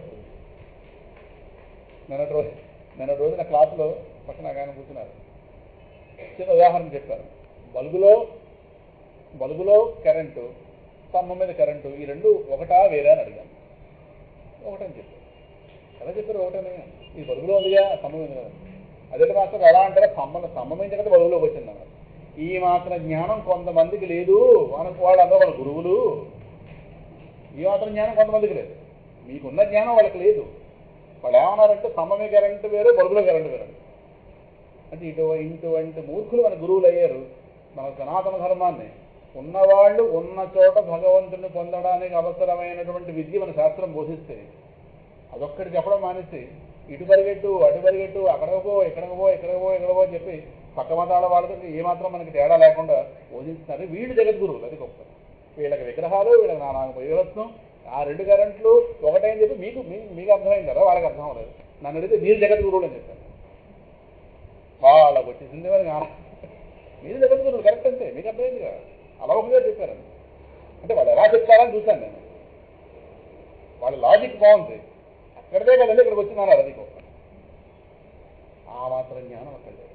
ఈ దేహంలో ఉన్నటువంటి ఈ దేహాన్ని ప్రకాశింపజేస్తున్న ఆత్మ నేను. దేహభ్రాంతి అజ్ఞానం వద్ద దేహభ్రాంతి ఏర్పడింది, నేను దేహం అనుకుంటున్నాను. అలా అనుకున్నప్పుడు నేను ఆత్మనేగా. వాస్తవాన్ని నేనెవరు? అంతటా నిండున్నటువంటి పరబ్రహ్మమే ఇక్కడ ఆత్మగా తెలుస్తున్నాను. అంతటా నిండున్న పరబ్రహ్మం అంటే స్తంభమే కరెంట్ అనుకోండి, ఇక్కడ ఈ దేహాన్ని ప్రకాశింపజేస్తున్న ఆత్మనే నేనంటే బల్బులో కరెంట్ అనుకోండి. ఈ రెండు వేరే. ఈ రెండు ఒకటే అని చెప్తే ఆదిశంకర భగవత్పాలు గారిని నిందించిన వాడు బోల్డ్ మంది. దాన్ని ఏమంటాం? దాన్ని వాళ్ళని నిందించడానికి భాష్యాలు రాశారు. ఆయన గారు మీద బురద జల్లడానికి ఎన్ని ప్రయత్నాలు. వాళ్ళు జగద్గురువులు, అది గొప్పతనం. వాళ్ళకు పెద్ద కల్టు, వాళ్ళకు పెద్ద ఆశ్రమాలు, వాళ్ళకు పెద్ద విగ్రహాలు, వాళ్ళకు విభక్తం. అంటే జ్ఞానం లేక జ్ఞానం అక్కర్లేదు. కానీ ఎలా తయారు చేశారంటే సంప్రదాయాన్ని, ఒక పెద్ద కాలువ తవ్వితే పరమాత్మ ఆ కాలువలో నీళ్లు రానివ్వకుండా పక్కలంటే కాలువలు తీసేసి, ఈ ఆవిడ కాలువ, మీ కాలువ మీద నా కాలువ నాది, మీ కాలువలో ఇంకేమవుతుంది? అసలు కాలువలో నీళ్లు, ఈ కాలంలోకి నీళ్లు పోతున్నాయి, అయిపోయింది అంతే. ప్రధానమైన జ్ఞానం లేదు. జ్ఞానం అంటే ఏంటి? ఉన్నవాళ్ళు ఉన్న చోట పరమాత్మ అనుభవించాలి. మన ముక్కు దగ్గర ప్రాణం ఎలా వస్తుందో ఈ మాట చెప్తాను ఎప్పుడు. మన ముక్కు దగ్గర ప్రాణం వస్తుందా? వైకుంఠ పురుష ప్రాణ చెప్తున్నాడుగా. మన ముక్కును వెతుకుని ప్రాణం వస్తుంది, కానీ మనం ప్రాణం వెతుకుని వాడే వాళ్ళని ముక్కు పడడానికి వెళ్ళటం లేదే. మరి ప్రాణస్వరూపుడైన పరమాత్మను ఎందుకు గుర్తించాం? భగవంతుడు ఎంత అవకాశం తయారు చేస్తే, ఎంత సాఫిస్టికేటెడ్గా తయారు చేస్తే వ్యవస్థని, ఇంకా పరమాత్మ అక్కడ కూర్చున్నాడు అని చెప్పి ఈ పరుగులు అలవాటు పడ్డాయి. కానీ ఉన్నది అనుభవించాం పరమాత్మ. చెప్పే నాథుడు లేడు, వినే నాథుడు లేదే. పరిగెట్టించేవాడే కావాలి, డబ్బులు పిండిచేవాడే కావాలి, మోసం చేసేవాడే కావాలి, గోతుల్లో పడేసేవాడే కావాలి. జ్ఞానం చెప్పేవాడు అక్కర్లేదు కావాలి. అలా ఏడిచింది దిగ్మాల సమాజం. ఏం చేస్తాం? ఎక్కడైనా భగవద్గీతలో పరమాత్మ ధైర్యం చెప్పాడా? ఎక్కడైనా భగవద్గీతలో లేని చలామణి అయిపోతున్నాయి లోకంలో. వెర్రి చేస్తున్నారు భగవంతుడు. భగవంతుడు అంటే పెద్ద పెద్ద పెండాల్స్ వేయడం, పెద్ద పెద్ద లైటింగ్లు పెట్టడం, పెద్ద పెద్ద మైక్ సెట్లు, పెద్ద పెద్ద లైట్ షోలు, ఇవి భగవంతుడు అంటే. మనసును పూర్తిగా మొక్కలు చేయడమే భగవంతుడు అంటే, కలపడం కాదు భగవంతుడు అంటే, మొక్కలు చేయడం. ఇంకా రకరకాలుగా ఆకర్షించడం, రకరకాలుగా ఫండ్స్ కొట్టేయడం, ఇంకా రకరకాల కార్యక్రమం. సమాజంలో వీళ్ళంటూ పేర్లు తీసుకోవడం. ఇది ఈ పిల్లలకి ఏమర్థం? ఈ జనరేషన్ పిల్లలకి భగవంతుడు అంటే ఆ హడావిడి చేయాలేమో అని వాళ్ళకి అర్థం. హడావిడి చేసేవాడికి భగవంతుడు దొరకడు. గుర్తుపెట్టుకోండి. ఆడంబరాలు చేసేవాడికి, హడావిడి చేసేవాడు భగవంతుడు సైలెంట్ లైఫ్ జీవించేవాడికి పరమాత్మ దొరుకుతాడు. మాట అర్థమైందా? నిశ్శబ్ద జీవితం. ప్రతిదానికి నేనేమిటో అవతల వాడికి తెలియాలని ఎదురు చూసేవాడికి పరమాత్మ తెలియబడ్డాడు. సందేహం లేదు. నిశ్శబ్ద జీవితం. యోగులంటే ఏంటి? అసలు వాళ్ళు బతికున్నట్టు పక్కవాడు తెలియదు. వాళ్ళకి పరమాత్మ లభించేది. నేను ఏం చేసినా మీకు తెలియాలని ఎదురు చూస్తుంటే ఇంకా నాకు భగవంతుడు అంటే పలకాడు ఉంటుంది కానీ భగవంతుడు రాడు. సర్లేండి, దురదృష్టం అంటే కాలం అలా తయారైపోతుంది వచ్చిన వాళ్ళు అని ఆయనతో మాట అన్నాను. ఇప్పుడు ఈ దేహాన్ని ప్రకాశింపజేస్తున్న ఆత్మని నేను అనే జ్ఞానం పొంది, నేను ఈ దేహం కాదు దేహాన్ని ప్రకాశింపజేస్తున్నవాడిని అనే జ్ఞానం పొంది, నేను అంతటా నిండున్న వస్తువుని అనే జ్ఞానం కొంచెం కొనసాగితే ముందుకి, అంటే నేను అంతటా నిండున్న వస్తువుని ఒక్కసారి అనుభూతిలోకి వస్తే ఎలా ఉంటుందని నేను అడిగాను వాళ్ళని. ఒక ఆయనైతే అమ్మా బాబు అది ఆయన గారికి అందింది కరెక్ట్గా. నాకదే ఆనందం. కనీసం ఒక్కరిని పట్టుకుందా? అది అలా కనీసం చెప్పుతున్న దాంట్లోనే 90 జిను నాన్నగారు అంటుండేవారు, వేదాంతంలో శ్రవణమే ప్రధానము. చెప్పేవాడు తిన్నగా చెప్తుంటే అవతల వాడికి 90% పని అయిపోయినట్టే. 10% ఏదో 90% వేదాంతం వినికిడిలోనే జ్ఞానం ఎక్కించాలి. వినికిడిలో 40 ఎక్కించి 50 ఏమో సాధన చేసుకోండి, ఇది చేతకాని గురువు చెప్పేది. చేతనైన వాడు చెప్పి 90% ఎక్కించేది, ఇంకా 10% తేలికైపోతుంది. ఆ మాట చెప్పగానే ఆయన ఎక్స్ప్రెషన్ వచ్చింది. అంటే ఆయన ఒక్కసారి ఆ మాటకి ఆ దేహం దాటిడా, కనీసం దేహాన్ని ఆబ్జెక్ట్గా చూసుకున్నాడా, అంతలా నిండున్న వస్తువుతో మనసు ఒక్కసారి శృతి కలిసిందా చాలు, ఆయన ఏదైనా తెలిసిపెడతాడు. అప్పుడు ఆ క్లాస్ అంతే ఒక మాట అన్నాడు ఆయనే అక్కడ ఆ కార్యక్రమం ఏర్పాటు చేస్తున్నాడు. వాళ్ళందరినీ కలిపి దగ్గర కూర్చోబెట్టి ఓ వీధి తయారు చేసి ఆయన పేరు బాప్జీ, చాలా ఉత్తముడు. ఆయన గారు రోజంతా కూడా ఆయన నోటి మీద ఎప్పుడు వాసుదేవ అన్న నామం అలా ఉంటుందండి. ఆయన ప్రహ్లాదపురంలో అసలు పేరు అందరూ తెలియదు, వాసుదేవ అంటే అందరూ తెలుసు. ఆ నామం అందరికీ నేర్పించాడు అందరికీ. మొన్న కృష్ణ సుమారు ఒక 200-300 మంది పిల్లలకి కృష్ణ వేషాలు వేయించి వాళ్ళందరికీ కృష్ణాష్టమి నాడు వాళ్ళందరికీ ఏదో పండిత భగవద్గీత శ్లోకాలు చెప్పించి చాలా మంచి కార్యక్రమాలు చేస్తుంటాడు. ఆయన మాట అన్నాడు, మాస్టర్ మన క్లాసు రోజు రోజుకి భగవద్గీత దగ్గరైపోతున్నామండి ఆయన. చాలు ఆ ఎక్స్ప్రెషన్ చాలు. ఇది పబ్లిక్లో చెప్తే రాదు, ఇలా 10 మంది 15 మంది కూర్చుంటే వస్తుంది. కానీ పబ్లిక్లో ఎందుకు గోల, ద్వారకాధర్మంలో ఉత్సవాల్లో చెప్తే ఏమిటి వస్తుంది? మనకి పేరు రావడం కాదు, అక్కడ జ్ఞానం రావాలి. పేరు కాదు, పేరు చాలా తెచ్చుకోవచ్చు. 20 మంది దాటకూడదు క్లాసు. 20 మంది వేదాంతం క్లాసుకి 20 మంది అంతే. 21వ వాడు వచ్చాడా చెప్పేవాడి దృష్టి ఇంకో పక్క వెళ్ళిపోతుంది. ఆ 20 మంది మీదకి వెళ్ళాలి ఇక్కడి నుంచి. చాలు, ఆ 20 మంది అయితే తర్వాత చూడవచ్చు. జ్ఞానం పొందడం ప్రధానం, కానీ హడావుడి కాదు అని మాట చెప్పుకుంటూ, పరమాత్మ జగత్తుకి ఆత్మ అని చెప్పొచ్చింది. ఇది పరమాత్మ జగత్తుకి ఆత్మ అంటే జగత్తు యొక్క ఉనికిగా తెలుస్తున్నవాడు. కెరటములుగా తెలుస్తున్నది కడలి ఎలాగో జగద్రూపంగా తెలుస్తున్నవాడు జగన్నాథుడు. జగత్తుకి జగన్నాథుడికి అభేదం. జగత్తుని జగన్నాథుడు ఎంతకన్నా వేరుగా చూడలేము. కుండను తయారు చేసిన తర్వాత కుమ్మరి కుండ వేరు, సంబంధం లేదు. కానీ జగత్తుని తయారు చేసిన పరమాత్మ అంటే జగత్తుగా తెలుస్తున్న పరమాత్మ. సో ఆయనకి జగత్తుకి అభేదం. అందుకే విశ్వం అన్న మాట ముందు పెట్టారు, విష్ణువు తర్వాత. అర్థమైందా? ఆ పరమాత్మ భగవానుడు కృష్ణ పరమాత్మ యోగమాయ సహాయంతో మానవుడు అయ్యాడు. మనము ప్రారంధాలు బట్టి వచ్చిన వాళ్ళం మనం. ఆయన గారు తన మాయను అదుపులో పెట్టుకుని తన మాయాశక్తి సహాయంతో తల్లిని తండ్రిని తానే ఎంచుకుని ఆ దేహాన్ని తను డిజైన్ చేసుకుని, ఆయన గారు నిర్బంధం ఏమీ ఉండదు, స్వేచ్ఛగా అవతరించిన వాడు ఆయన. స్వలీలయ. మనము నిర్బంధమే, తప్పదు, పుట్టకపోతే కుదరదు. ఆ టైం రాగానే పుట్టియాల్సిందని. ఎవరు పుట్టాలో ఎలా పుట్టాలో ఏమో అందు ప్రారంభ దేహాలు కదా. ఆయన గారు తన యోగ మాయాశక్తితో మానవుడు అయ్యాడు. ఆయన పలికినటువంటి ఈ పలుకులకి కాస్త ఆ తల్లిదండ్రులు వాడు మోహితులైపోయారు. ఇంతకాలం పరమాత్మ ఒక్కసారి, అదే గొప్పతనం. ఇన్నేళ్ళు ఎడవాడిచ్చాడో 14 ఏళ్ళు 13 ఏళ్ళు ఒక్కసారి మాట్లాడేసరికి ఈ 14 ఏళ్ళ దుఃఖం పోతుంది. అది పరమాత్మ గొప్పతనం. 14 ఏళ్ళు వేరుగా ఉన్నాం, పరమాత్మగా కొడుకు వేరుగా ఉన్నామనే ఆ గ్యాప్ తీసేస్తాడు లోపల. అది ఎవరికి ఎటువంటి ఆనందం ఎప్పుడైనా ఇవ్వగలడు. అది గొప్ప అర్థమవుతుందా. వెంటనే తల్లిదండ్రులు కాస్త మోహితులైపోయి ఆయన కాస్త ఒడిలో కూర్చుండి పెట్టుకుని ఆలింగనం చేసుకుని ఆనందం పొందేట వసుదేవుడు దేవకీదేవి. ఇక్కడ కాస్త మనం ఆ తర్వాత వాళ్ళిద్దరూ పుత్రుడిని కన్నీటి ధారలతో కాస్త తడిపేస్త వాళ్ళు అధికమైన మోహాన్ని పొంది ప్రేమనే పాశంచేత ఆవరింపబడ్డారు. వారి కంఠం కన్నీటి వల్ల బొంగురుపోయి వారేమి మాట్లాడలేకపోతున్నారు. తర్వాత కాస్త భగవానుడు దేవకీపుత్రుడైన భగవానుడు కాస్త ఈ విధంగా తల్లిదండ్రులు కాస్త ఓదార్చి మాతామహుడైనటువంటి ఉగ్రసేనుని యాదవులకి రాజుగా చేసాడు. అయిన తర్వాత కాస్త చాలు ఇక్కడ సరిపోతుంది. ఉగ్రసేనుని కాస్త కంసుడికి, ఉగ్రసేనుడు అంటే కంసుడు గారి యొక్క తండ్రి, ఆయన గారు కాస్త మళ్ళీ కూర్చోబెడితే అప్పుడు ఆయనతో అన్నట్ట, మహారాజా మీరు మమ్మల్ని ప్రజల్ని కూడా శాసించండి. అదే గొప్పతనం. తిని వెళ్ళి కూర్చోవచ్చు కాస్త అక్కడ కుర్చీలో, కానీ కుర్చీల మీద ఆశతో పరమాత్మ ఉండేవాడు కాదు. మళ్ళీ మీరే ప్రజలందరికీ కూడా సరైనటువంటి రాజు మీరే. యయాతి యొక్క శాపం వల్ల యాదవులు రాజసింహాసనంపై కూర్చుండకూడదు. యయాతి శాపం ఒకటి ఉంది. యాదవులు చక్రవర్తిత్వాన్ని పనికిరాదు, కానీ నా మాట వల్ల దోషం ఉండదు.